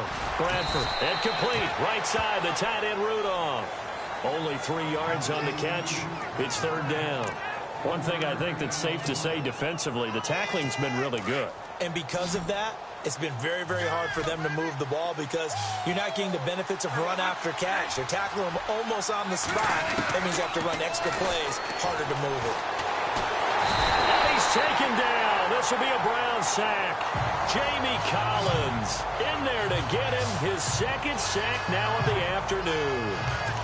The amount of sacks that they've absorbed in this game is absolutely extraordinary. Let's just face it.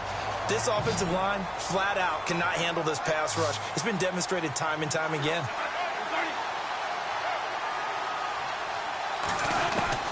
Desperation time. Bradford on 4th down. Lets it fly for Thielen. And that is incomplete.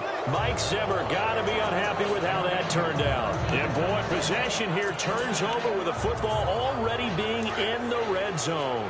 So they really needed points here in a 2-score game. Could not come away with anything there on 4th. And while we know they're a little bit discouraged here, they can't check out of this game. You and I have called a good number of games over the course of our career where we've seen these types of situations. Teams get the ball back, and that miracle does occur. So they can't let that dream go just yet. They have to get stout on defense here. Yeah, right now really hoping for a turnover. Another nice pickup through the air, and I think a lot of people might expect him to run the ball in this situation, Brandon, but with this lead, they're electing to throw the football. Swings, slants, quick outs, things that they consider safe.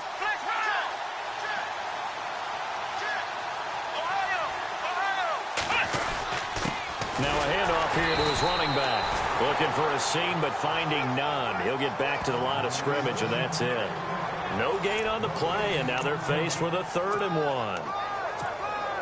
The Browns on 3rd down. They've hit it 50%, 3 of 6 to this point. They need just a yard here. It's 3rd and 1. And they'll bring the big tight end across the formation left.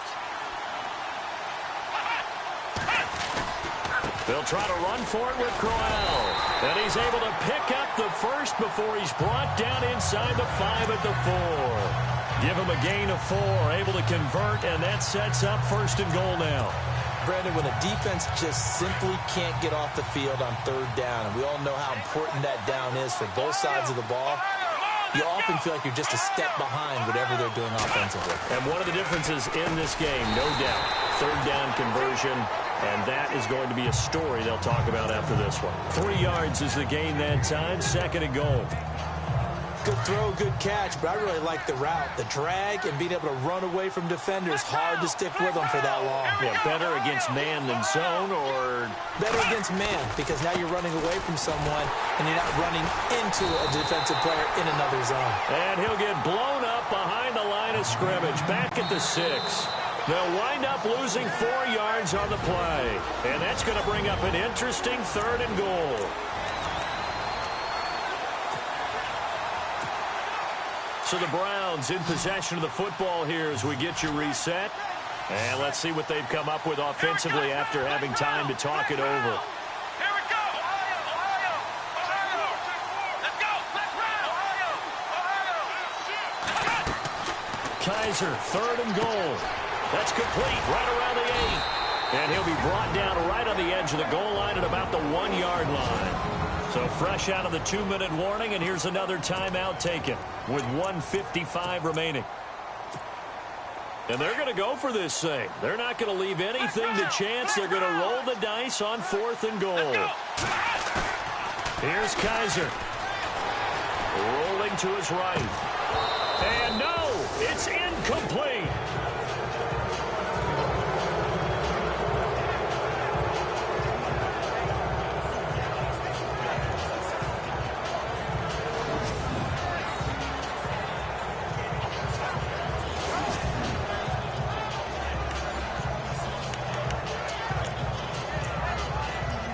Vikings offense now heading out to take over.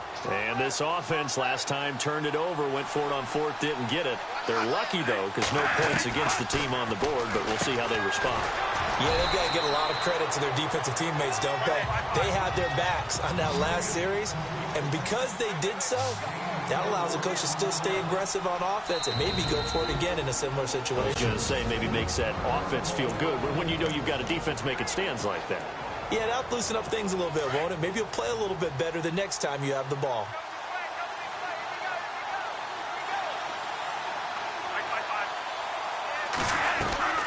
Bradford hands to Cook on the draw.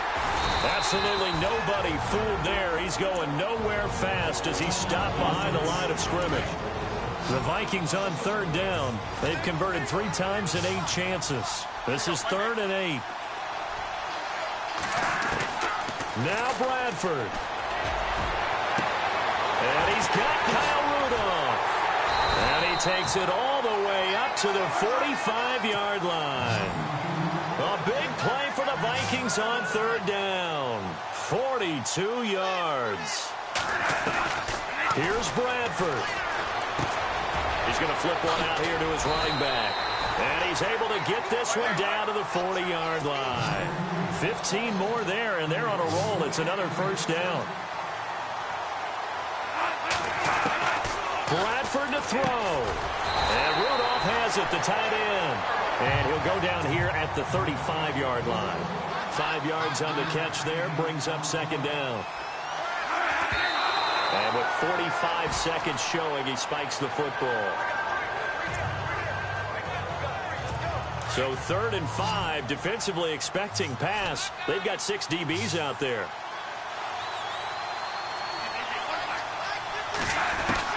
Bradford. And he's able to find Diggs. And he gets this one all the way down. Inside the 15, just shy of the 10.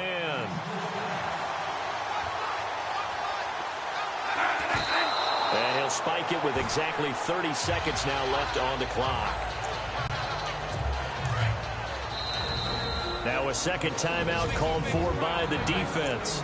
That'll leave them with just 1 remaining in this 4th quarter of play.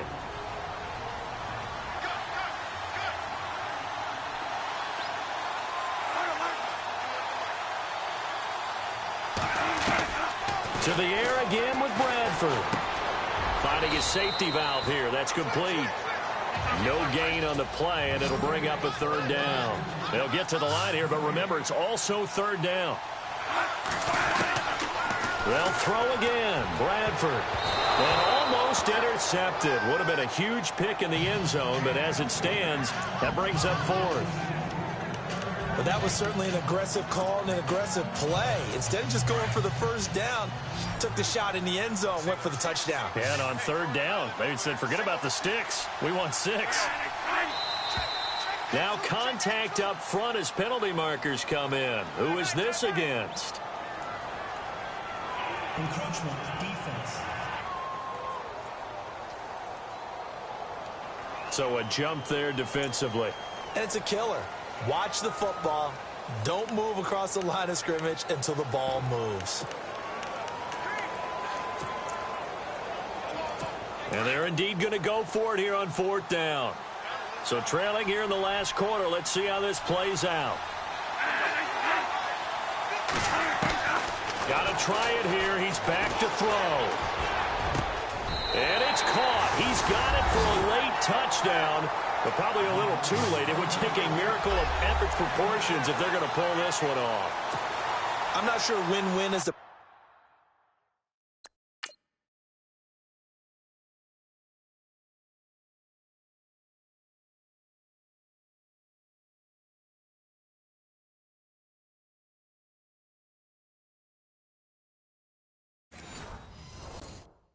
proper term here, but it certainly felt like it. They got the touchdown they needed, but if I'm on the defensive side of the ball, okay, you got the touchdown, but it sure took you a long time. Yeah, because offensively, though, you're probably hoping for a 1 to 5 play drive. That one ate up a little more time than they were hoping. You're exactly right, and if you have that 1 to 5 play drive, you actually build up momentum and even more hope. When they had to slog their way downfield, they got the touchdown, but it's almost like, yeah, you know, doesn't feel right. Exactly. Well, 4th quarter, they felt like they needed the football back. Unfortunately, they couldn't get it. And I know we brought analytics into the game, and someone has said here that the data says that when a team's expecting an onside kick, 80% of the time, the team expecting it, they do actually recover the ball, which is what we saw here. I just wonder if that number is much more of a anecdotal type of a number. Kind of like when the coaches tell us, well, when you score on special teams, 93% of the time you win the game. I'm still waiting to see that number is empirical. The Browns in victory formation now as they take the knee. Well, Charles, the old saying, the old cliche, if you will, points at a premium, that certainly applied here, didn't it? And that almost felt like opened up a time capsule, didn't it? Old school football, low scoring, close game. What a way to finish it up. You loved it, didn't you? You loved the defensive. I certainly did. Brought back the images of the game of old. So for the Browns, the win means they'll finish the first half at a respectable 5-3 record. And now it's off to Heathrow as they get set to fly back to the U.S. in a couple hours. Meanwhile, for the Vikings, they fall 2 games under 500 now at 3-5. And they'll take this loss into the bye as they'll be back in action in Week 10.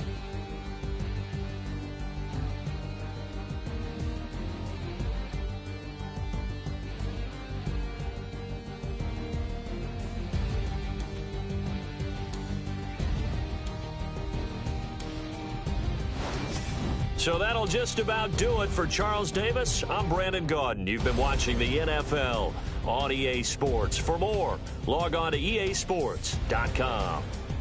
With that, we say cheerio from London.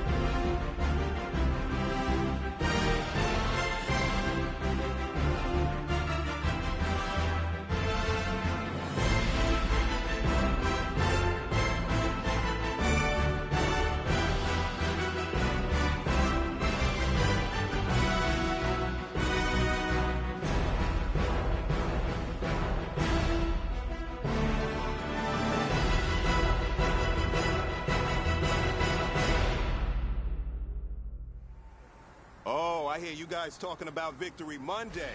Only one way to get that. Let's see some hustle out there. We got a big game on Sunday. Let's go! White 90! White 90!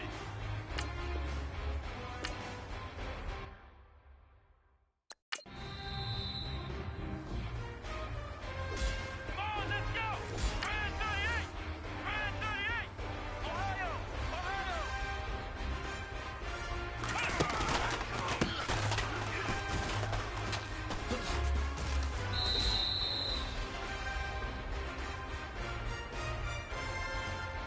Come on, let's go! Brand 38! Brand flex round! Flex round! Flex round! Flex round! Flex round!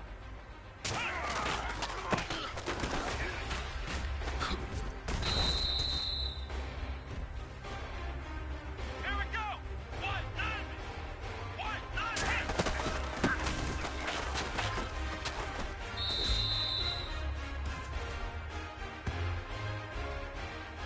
Let's go!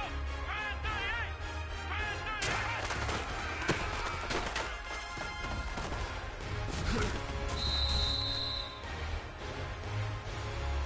Come on, let's go!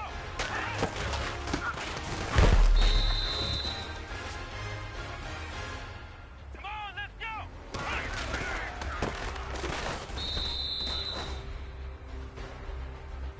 Come on, let's go!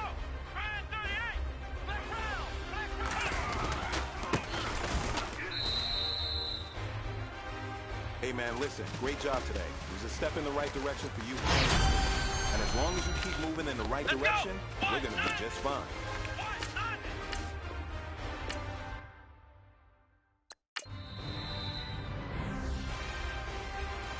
Let's go! Brand 38! Brand 38!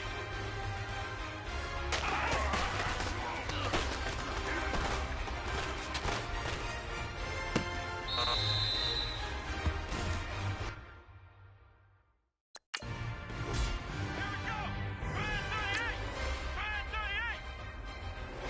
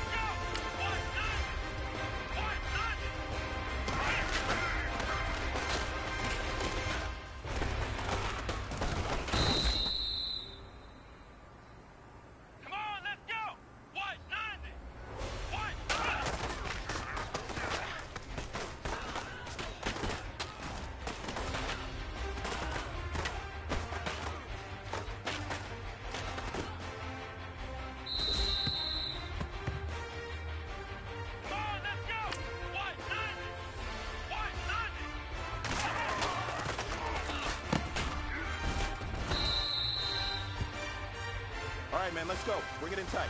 All right, let me tell you something. Championship teams have one thing in common: great practice habits. Today was a great practice, and if we do that every day, there's no reason we can't win a championship.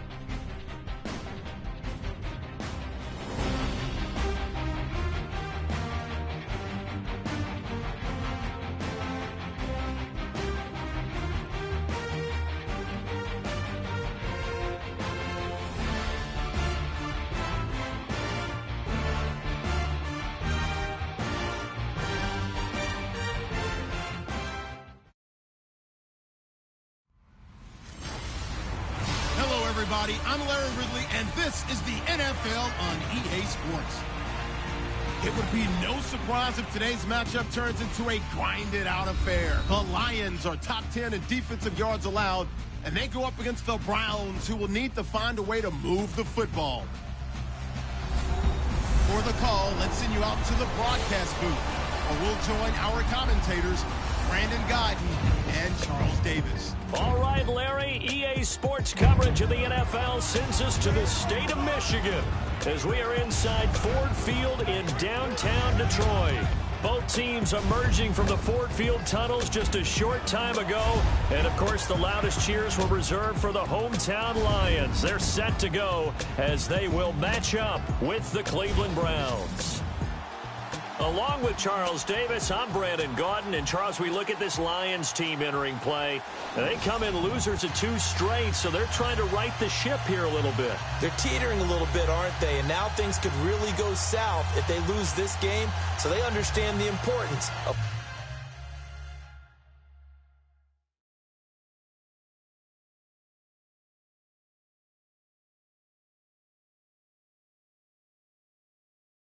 playing well and stopping this streak. Meanwhile, for the Browns here, they come in playing some decent football, 5-3 in their last 8 games. The kickoff team on the field now as they will send this one away. This fielded a few yards into the end zone. They'll bring it back to just about the 25, call it the 24-yard line.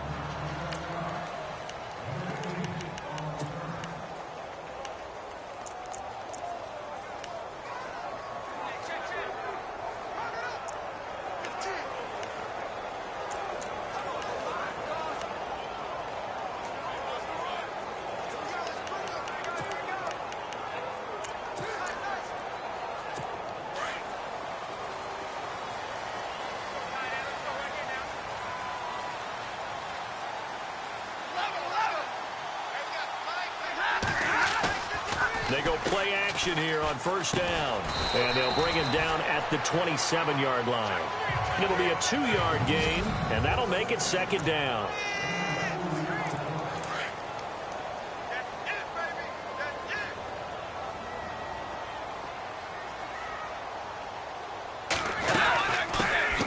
Now the Notre Dame man, this is Theo Riddick.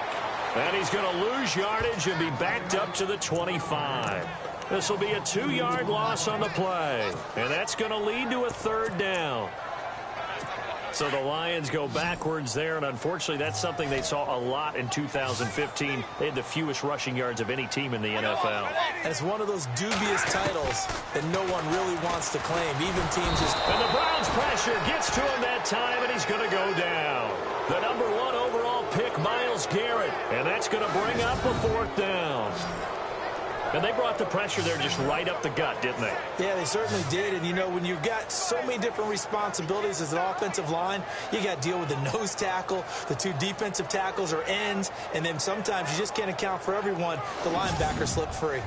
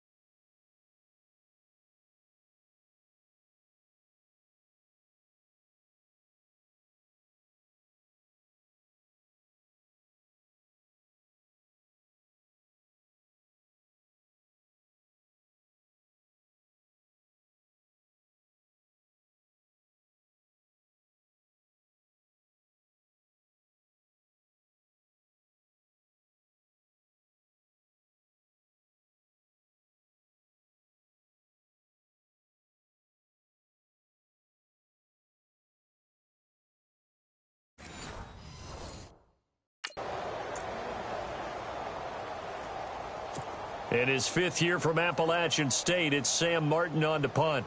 Duke Johnson deep for Cleveland.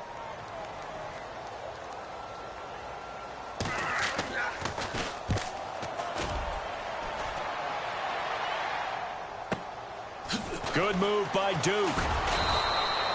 That'll be put in the books as a 53-yard punt.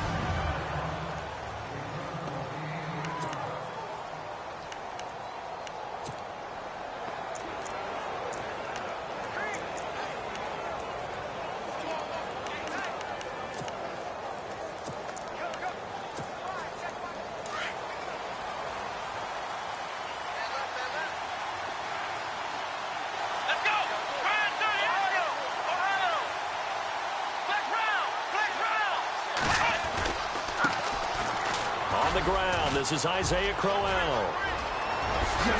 And he's going to get this all the way down inside the 35. A big run there, 29 yards and a first.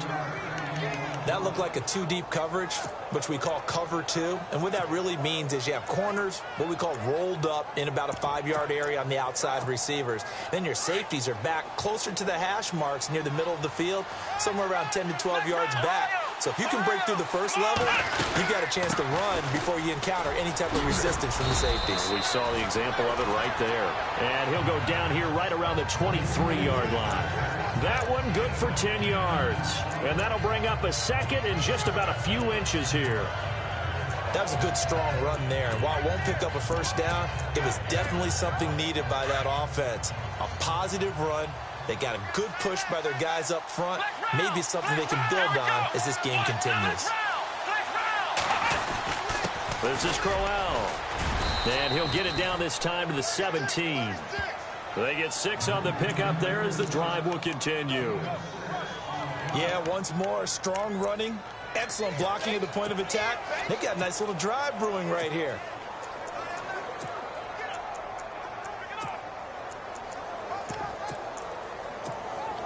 So the run gets them the first, and now they operate with a fresh set of downs.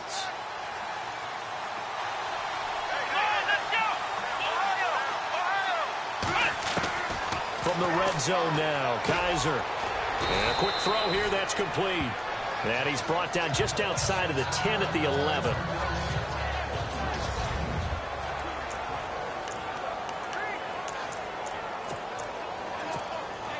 Completed pass play. Now let's see if they go back to the air or to the ground. And he'll give it here to his running back. And he'll be brought down here at the 3-yard line. It's an 8-yard pickup, and it leads to a 1st and goal. Well, they came into this game saying it was important that they set the tone and show that they can run the football. I believe that they've done that here in the first quarter.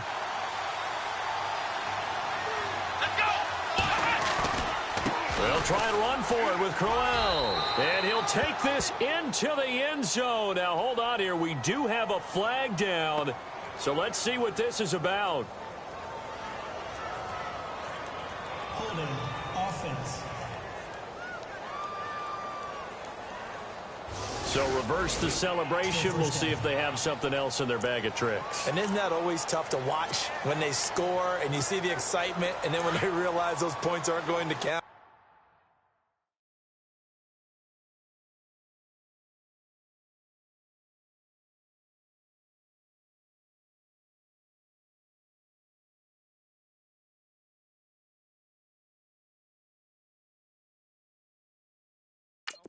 Can they get it back together and find their way back to the end zone? Let's go! And here we go on 1st and goal. After the penalty, it's Crowell. That is not going to be any help as they dump it behind the line of scrimmage. That'll set them back with a loss of 3 on the play. And it'll be 2nd and goal. Well, forget about finding a lane there. He barely had time to look up before he was planted in the backfield. Probably fortunate he's able to hold on to the football.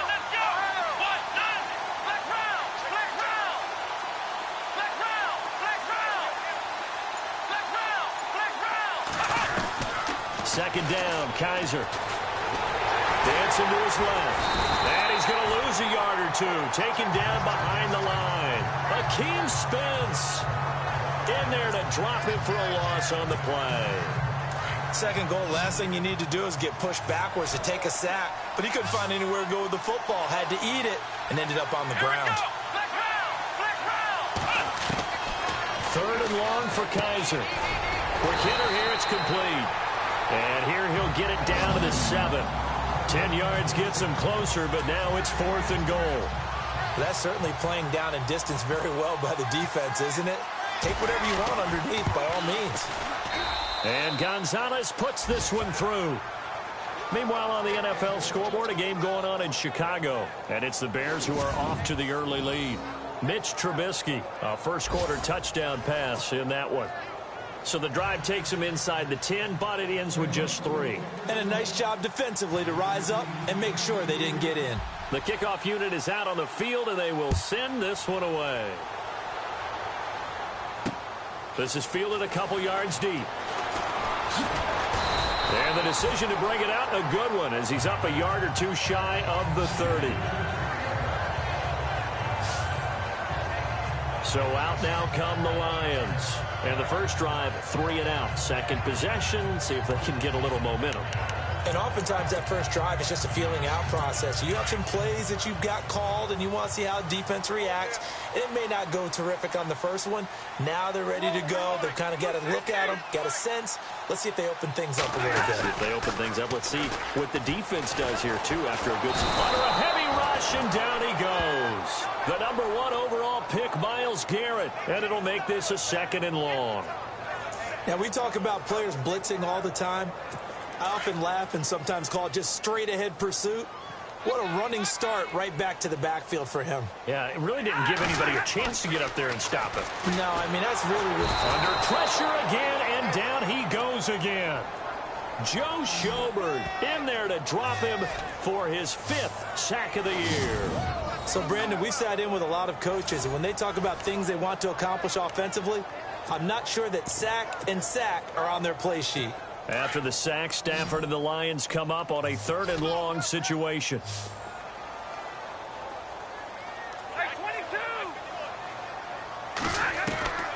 Out of the gun, Stafford. Out to the flat for Reddick. And they'll bring him down here up at about the 22-yard line. Give him 7 on the play, and that'll bring up 4th down. Well, the good thing about covering any game I do with you is I know that there's no problem with rhythm. Now, what we're watching offensively, a little bit of a problem there. Yeah, punt on the first drive, looking at another one here. Just a little slow. You know, they were talking about a fast start, but that hasn't been the case. Yeah, and let's face it, any team we cover always talks about a fast start. That's true. But it's not necessarily going to happen just because they say so. And whether it's the script, whether it's, just what they're going through, whether they're seeing different defenses, they're going to have to figure it out as this game moves on.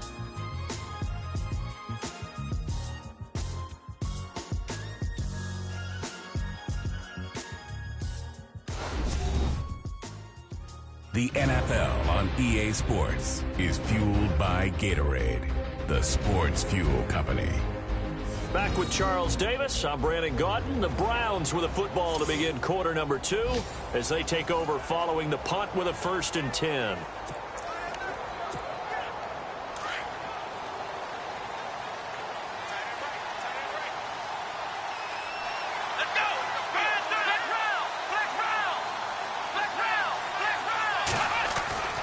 They begin with a run by Crowell.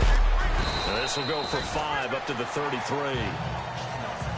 Frustrating for a defense, energizing for an offense. Finding a way to create that type of yardage in your running game, that'll make the guys carrying the ball very, very happy.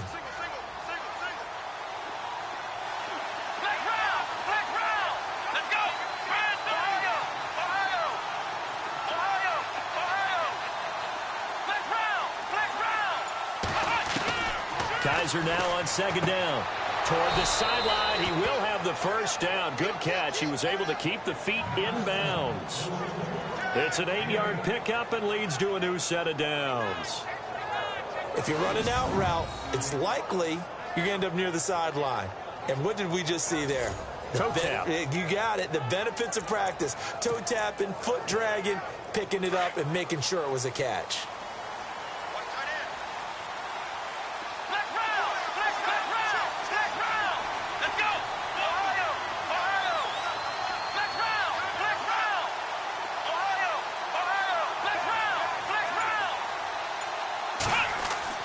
Guys are now to throw on 1st down.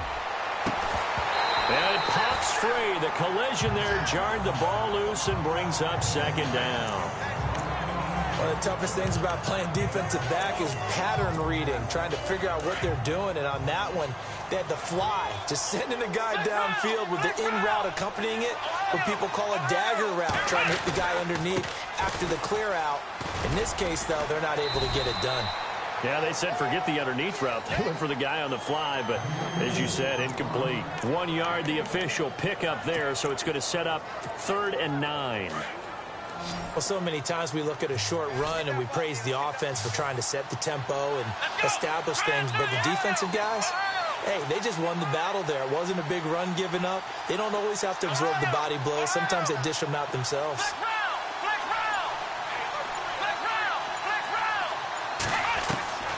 From the gun, Kaiser. And he'll slide down to avoid the tackle. Kaiser showing what he can do with his legs. It's more than just the arm. He scrambles and picks up the first. When they watch film of this game and hand out the grade sheets, he's going to really like getting a double plus on this play. Why? He scrambles and picks up a first down. But what else does he do? Protects himself by sliding and avoiding the big hit. Double plus, big time play.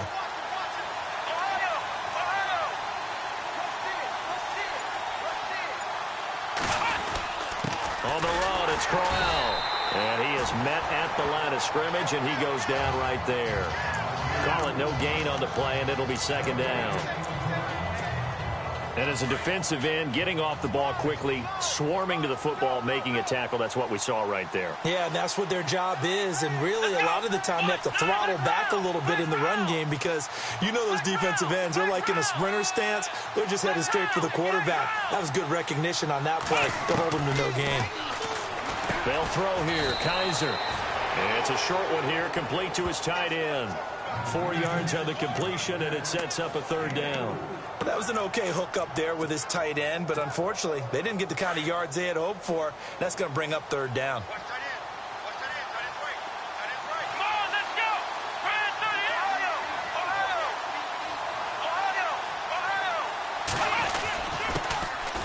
Now Johnson, and he'll take this forward for 2, maybe 3. But we do have a flag down, and they're already marching backward. Offense. So instead of giving them another 3rd down, they'll decline it, brings up 4th. Now that's smart football right there. You don't even have to really spend a lot of time considering it. Just know that you're probably going to get the ball back. Good job declining that penalty.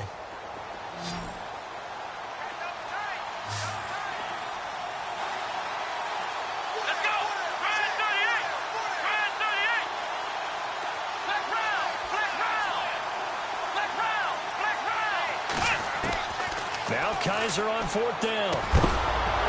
Yeah, that is incomplete, but there is a flag. And on 4th down, this is a big call. Holding offense. So they decline the penalty. That seems a little odd. I'm trying to work through it and work with them to figure out why. Well, someone's got to be confused. That's what I think. I'm pretty sure that the bench is saying take the penalty, and somehow in the heat of the moment, they thought they were saying decline the penalty, and that's going to work against them. They should have taken it. And he will be brought down at about the 43 that time. Give him a couple on the carry there, 2nd and 8. Well, he hasn't made much of an impact in the running game thus far, and after that last run, not much is going to change in that area. He hasn't been able to get anything going, and really the offensive line not helping him much. Here's Stafford. Rush coming, and he's taken down. Joe Schobert in there to get him, and that's sack number 6 for him on the year. After the sack, Stafford and the Lions come up on a 3rd and long situation. 2 minutes to play here in the first half. We'll come back to Ford Field after this. After the sack, Stafford and the Lions come up on a 3rd and long situation. Riddick with a carry. And he'll bring it up here to right at the 40-yard line. And now a timeout called defensively by the Browns. It's just their first, so they'll have 2 remaining here before we get to halftime.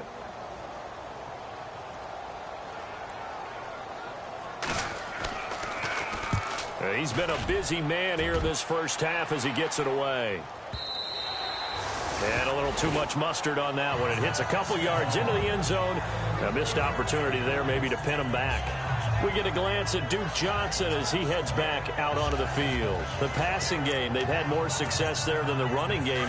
Maybe something they game planned for. How come they didn't tell us about it? Because they wanted to keep it a secret. We did ask, didn't we? But I think what happened in this one is they've realized that they've established the run pretty well, and teams are going to key on that. They thought they could open it up and have success through the air, and that's exactly what's going on. Yeah, they've had success at least so far here in the second quarter. And he'll power his way up near the 25. Call it a gain of 4 on first, and that'll make it second down. On any running play that's called, they're always hoping that it's going to break big and go the distance. But when you get a nice game like that, you're able to do so many things anyway. You can come back and run essentially the same play again, continue to move the ball on the ground, or you can decide to throw the ball now because usually you have the defense back on its heels. I know tight ends love this route because a lot of times they'll fake a block first and get a little bit of space and then come across the middle because in their mind, they're thinking catch the ball and then drop the hammer on the little guys in the secondary. Unable to drop the hammer, he just dropped the pass.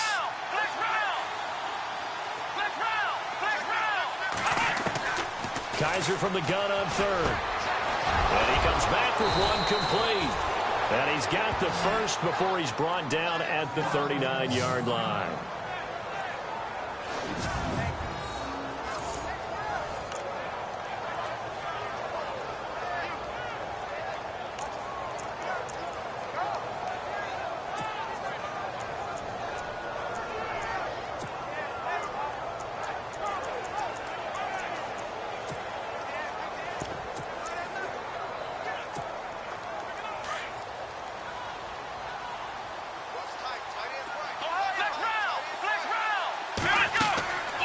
To throw is Kaiser.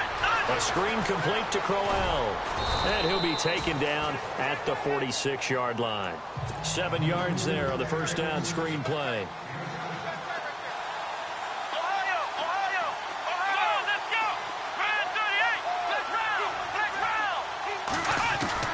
To the air again, Kaiser.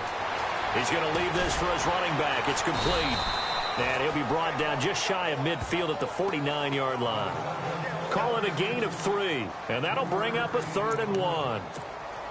I know most of the time when the ball's in the air, you're thinking wide receiver, tight end, but running backs, they can be a big part of any passing offense nowadays.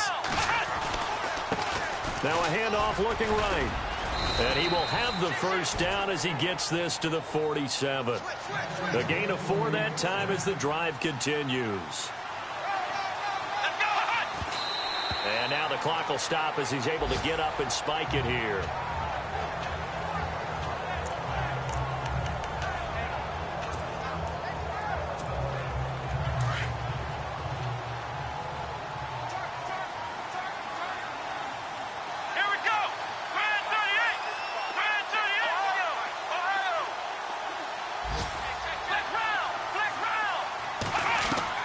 Now a second down throw for Kaiser. And a catch made by Kenny Brent. And he's brought down. The Browns passing game finding its stride. They've got another first down. They go back to the ground now with Crowell. And he's going to be met at the line of scrimmage and taken down. No gain on the play. It'll be second down. And we're going to get a timeout with 2 seconds remaining in the second quarter. So with 2 ticks left here in the half, on is the field goal unit. It'll be spotted on the right hash. A 52-yard attempt. And this one looks good. It is good. Right down the pipe.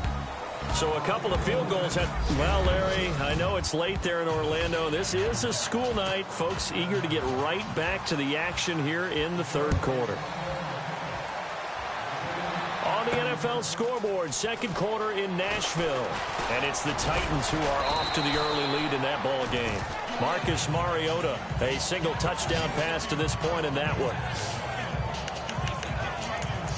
Coming up later tonight, a reminder, one of the games we circled coming into the season, the Patriots at the Broncos. These two certainly have played some memorable games in recent years. They sure have. And tomorrow night, we wrap up Week 10 with the Dolphins heading up to visit the Panthers. Kaiser now. And under the Lions' pressure, he's brought down. Ray Malaluga coming hard on the blitz. He dumps him for a loss of 8. You know, on these types of plays, we're always looking to assess blame. Okay, where did it break down? Sometimes it's just a great play. Here we go. Flex round. Flex round. They'll run with Crowell. And he'll lose yardage here. Back to the 15. He lost 2 there. And it's 3rd down. Brandon, with the last couple of plays for the offense not being good at all, my thought process as a coordinator, get the ball in the hands of my best player and see if I can salvage anything out of this drive.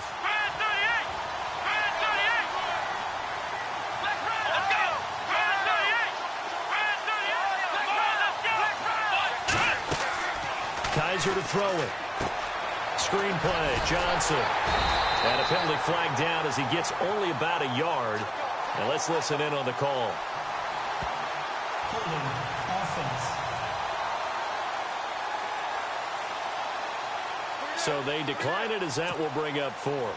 And I know that yardage and field position are keys to any game played, but you've got to consider downs when you're talking about penalties, and they wisely did not take that one and made it 4th down.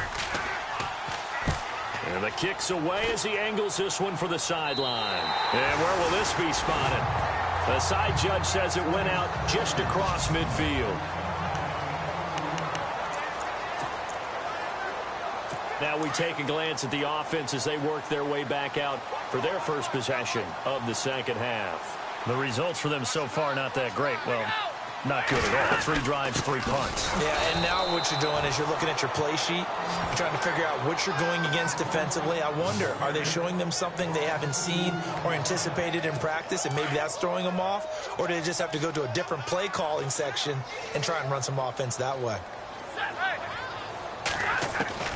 To throw on second down is Stafford. The hook up good to Marquise Wilson. And he'll get it down to the 47 here. And they'll get 9 there as that sets him up better for 3rd down. And when you're playing a quarterback with some experience and some moxie, you enter the danger zone when you decide to blitz him, because if he's able to diagnose as he did on that play, he can hurt you downfield. He reads defenses so well, doesn't he? He really does, and the best part about that play for him. And no escaping this time as he'll go down. They got him for a sack. Emmanuel Ogbah in there to drop him for a loss of 10. And it'll be 4th and long. Brandon, I think you understand the type of afternoon this offensive line is having. It is a long one for them. Long for you to spend it with me. Long for them trying to block those guys. They've given up a whole lot of sacks, and the speed and quickness of that defensive line is eating them alive. Officially, that'll go as a 52-yard punt. Not too shabby. And the Browns will take over with a 1st and 10 deep in their own territory.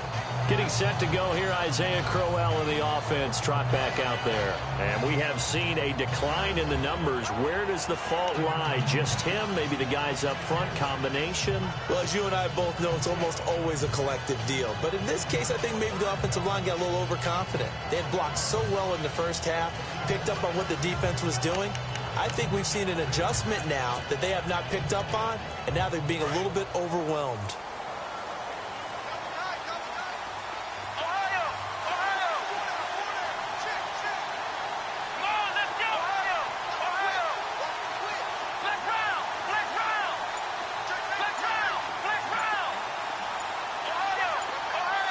They'll need to get the play off quickly. Here's Kaiser. The throw to the left side, caught by Coleman.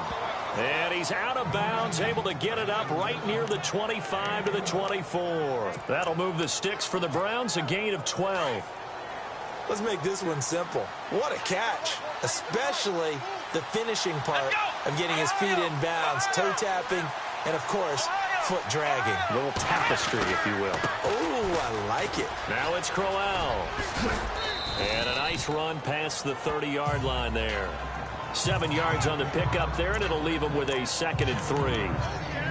And third quarter here, you've got the lead. This is where that strong run game can really benefit you. Stayed in bounds there, kept the clock going. I like all the points you just made there. And if you throw the football and it's incomplete, now you've stopped the clock and you've helped out the guys on the other side of the ball. So keep it in the hands of those runners. Keep moving it. Keep grinding clock. Again, it's Crowell. And he'll scratch out only about a yard up to the 32.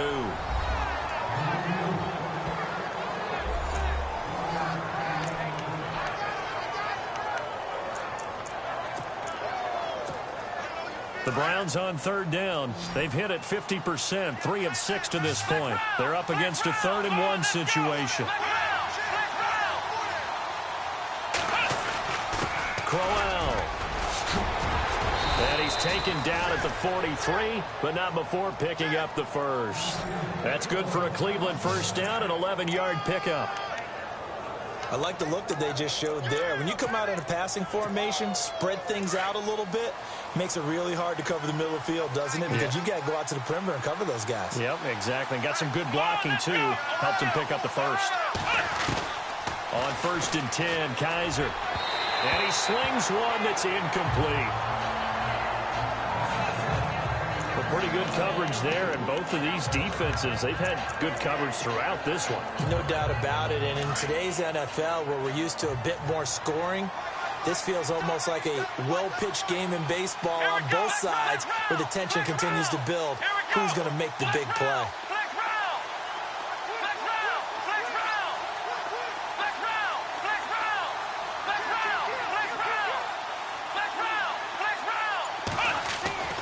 Throwing again is Kaiser on 2nd and 10. Throw left side complete. That's Coleman. And out of bounds on the other side of midfield across the 45. That'll move the sticks for the Browns, a gain of 12.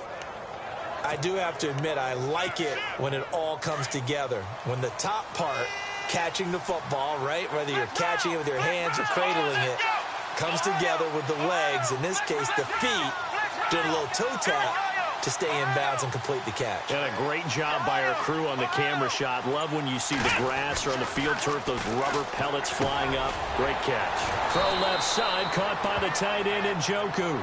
And he'll go down shy of the 40 at the 41. The completion good for 3, and it's 2nd down. I think it's okay there. They didn't get a whole lot on that play, but it's nice to have a safety valve that's built like this guy. Big target, guy you can spot pretty easily. Put it on him when your other targets aren't open.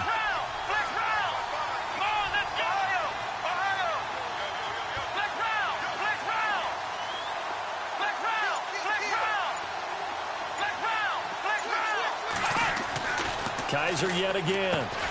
Throwing the out route incomplete. It's Coleman. And he gets it down to the 32. 9 yards on the pickup there, and it keeps the drive alive. Fresh set of downs here.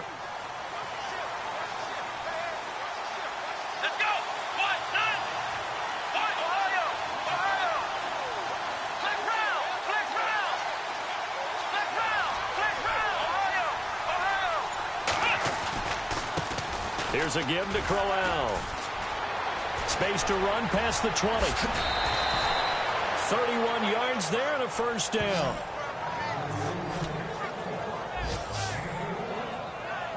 I think they like this drive a little bit better there, partner. Running game helping out, picking up some of the slack. Because remember, the last drive, they went 3 and out.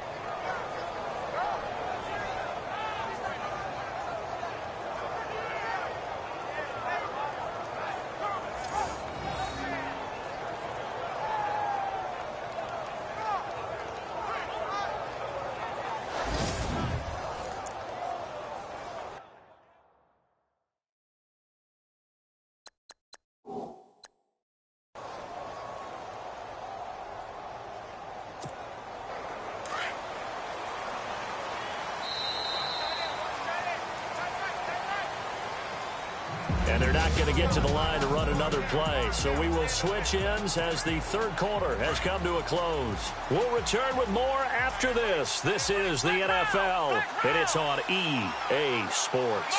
They come out here in the eye. They'll try and punch it in with Crowell. And he's in. Touchdown, Browns. Isaiah Crowell, his 9th touchdown of the season, and the Browns add on to their lead. I wonder if he changed anything on his play sheet or they just executed better. Because they had 2 previous drives that ended in field goals. Before this one, they finally were able to put into the end zone. Well, whatever he did, speaking of the offensive coordinator, might be using that formula going forward. It worked there. Yeah, it worked very well. He and his field general in pretty good sync right now. They're starting to move the ball well. Protection was great. He had time to set up a campsite. But in the secondary, though, they were ready. And I think that in most places on the field, if you have that much time to throw the ball, someone's going to shake free and you'll find an open receiver. But condensed near the goal line on a 2-point conversion, all that extra, there's not any extra field. So it kind of closes in on them, and that allows you to cover a little bit better. So the Lions offense ready to go back out onto the field. These guys had to punt their last possession, and that's become too familiar of a refrain. Too many of these drives just wound up going nowhere. But you know how in baseball, when the pitcher gets a base hit and he's on base, they bring his jacket out to him to keep him warm? A lot of times the punter goes to the sideline, puts on sweatpants or a wrap over his leg to keep it warm. He might need a massage from the trainer right now from all the work he's getting. A good pickup there. 8 yards on the first down completion. At this stage, this drive's got to be touchdown or bust because you need 2 of them. And if I'm the offensive play caller, I'm not just looking at my dagger plays downfield. I'm looking at some of my specials, something that can fool and give you a big play now. With a sense of urgency. No doubt. To the right side to Eric Ebron. No gain that time on the completion, and it'll be 3rd down. Well, he caught it right at the line of scrimmage, and before he could even think about advancing it forward, he got hit. Great tackling, because that's what you're taught. Don't give up yards after the catch, and most offenses make a living off of yards after catch. Those hidden yards that may not go into the score sheet. And he's taken down. This will be a Brown sack. The #1 overall pick, Myles Garrett, and that's going to make it 4th down. This has been a tough one for this offensive line. It appears almost like they've been on roller skates this entire game, the way they've been pushed around. 6 sacks given up in this one. All right, they're going to try and keep hope alive here on 4th down. They're going for it. Now flags will come in. I think this one's going to be on the defense for jumping. Encroachment, defense. So step off the 5 yards. Yeah, partner, defensive end, he wants to get into the offensive backfield. He wants that get off to be as fast as possible. A little too quick on that one. And no press coverage here. They are backing off in the secondary. Now Stafford. He's going to launch. He rifles one that's intercepted. Jabril Peppers with his first career INT. And he takes this one back into the end zone, and the Browns defense has a touchdown. That's the story of the game. They've been suffocating all game long on defense. They were suffocating there again in a big way. And they've done it not just by out-athleting them, which is often the case, but by being able to adjust to anything they tried to throw at them and beating them into the punch each and every time. This was a defense that was well prepared.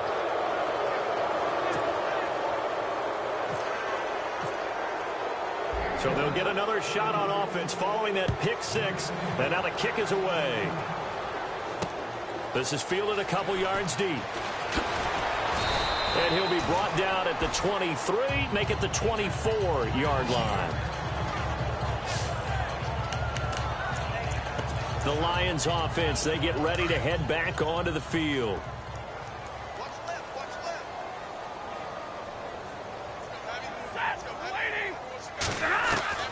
Stafford on first down.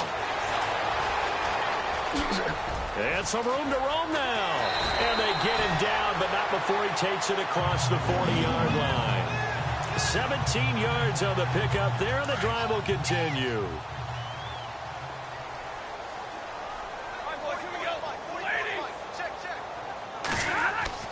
On first down, Stafford here.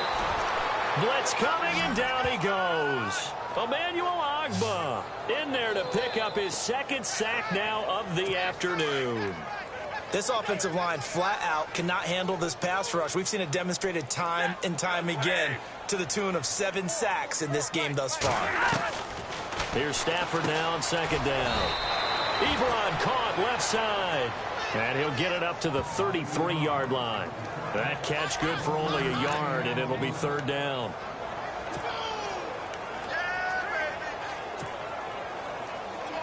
The Lions on third down. A pretty woeful 0 for 5 thus far. This will be a tough 3rd and 18. A shotgun snap for Stafford. He's got Wilson, middle of the field. And he'll get it out near the 40 to the 39.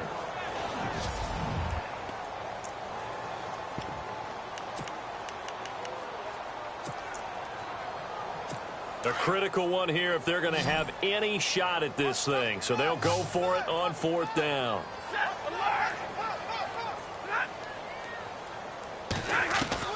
Got to try it here. He's back to throw. And he connects with Ebron. And he's taken down, but not before he gets this into enemy territory across the 40.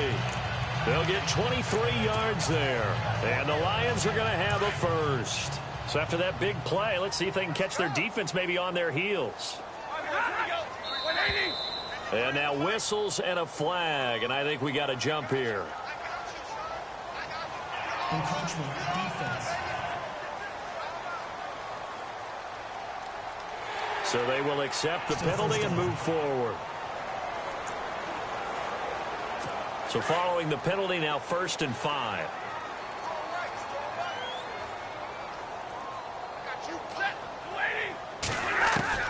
Stafford looks to throw again. And he hits his tight end, Ebron. And he's going to be stopped up right at the line of scrimmage. No gain there on the completion. It'll be 2nd down. Well, this is how you shake the thoughts of that interception on the last drive. You come out and start this one 4 for 4. And watching him throw it around with that type of confidence reminds me of a guy I played with way back when who told me, I don't care if I throw 10 interceptions in a row. I'm going to stay confident, keep flinging it. I'll just figure there's something wrong with the football. Throwing is Stafford, and it's caught over the middle. Wilson, and he'll work it inside the 30 to the 29-yard line. 4 yards on the completion, and it sets up a 3rd down.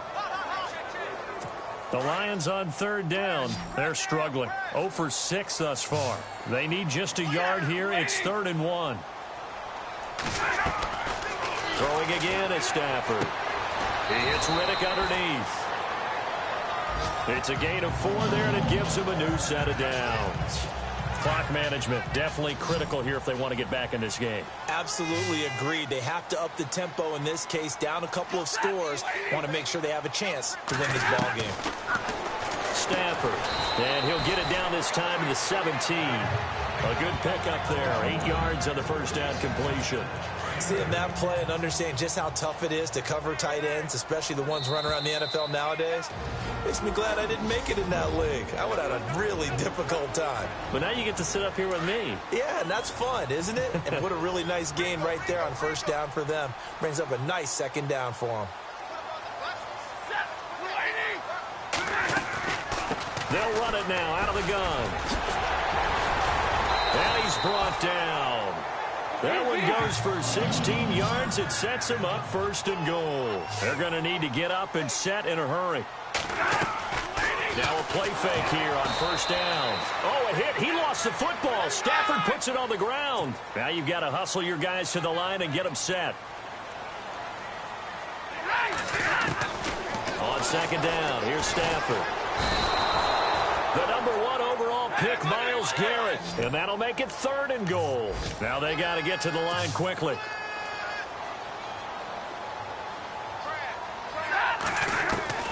Third and long, it's Stafford.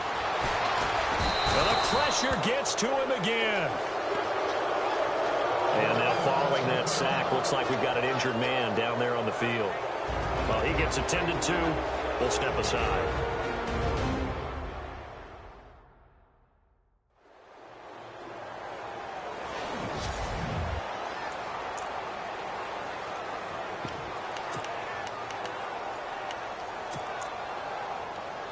And maybe a final chance to get on the scoreboard here. This is 4th and goal. So Stafford forced to depart. And they'll turn things over here to the backup to see if he can dig him out of this hole. Now Kaya looking for Jones, and it's intercepted. Picked off by Jason McCourty. And a short return will be stopped inside the 10 at the 8-yard line. Thought they had something going there to break that goose egg here in the second half, but to no avail. Hope was alive until that interception. What a terrific play, taking the ball away after it looked like they were starting to drive. And now that shutout still standing. You know that's something those defensive guys hold a lot of pride on, too. No doubt about it. They're excited about where they are in this game. Kaiser here looking to throw it. Escaping the pressure right. Now he's going to throw. And is this intercepted? It is. It's intercepted. Darius Slay with a pick. And they'll start out with great field position at the 47-yard line in enemy territory. Okay, it's real simple to say from here, but we know that sometimes as a quarterback, you've got to know when to say when and just throw it away. Flushed out to the right, tries to make something out of nothing here, and he winds up floating one downfield. Pressure, and he's going to be taken down. They sack him back right around the 44. Joe Schobert, he's the one to get him, and that's sack number 7 for him on the year. On second down, here's Kaya. He's going to find his running back. It's complete. And now maybe they want some extra time to talk about this third and long play as we'll get a timeout. As the clock will stop with 37 seconds to play.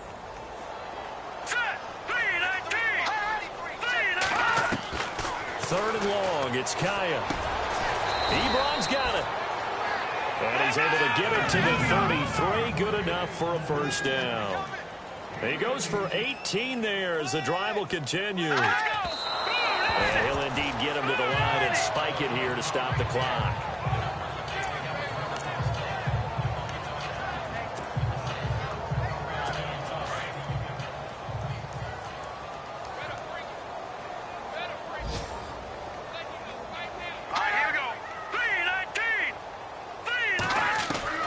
To the air again, Kaya. And an alley to run. And, oh, a good hit there and knocked down hard near the 25. And now prior to this 3rd and 1, we're going to get a timeout here as they get it with 16 seconds remaining on the clock.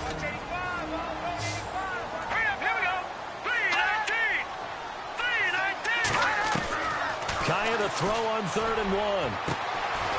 Looking for Jones, and it's intercepted. Picked off by Jason McCourty, and he returns it up just shy of the 20 to the 19-yard line.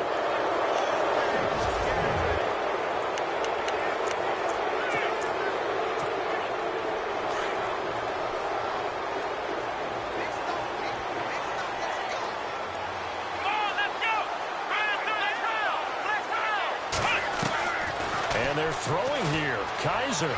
And that is incomplete, stopping the clock with 5 seconds to go. Well, they're slinging it, and then there's one you got to put a timer on, huh? I mean, that one came in hot. That came in hot, but overthrown, out of his reach, and incomplete.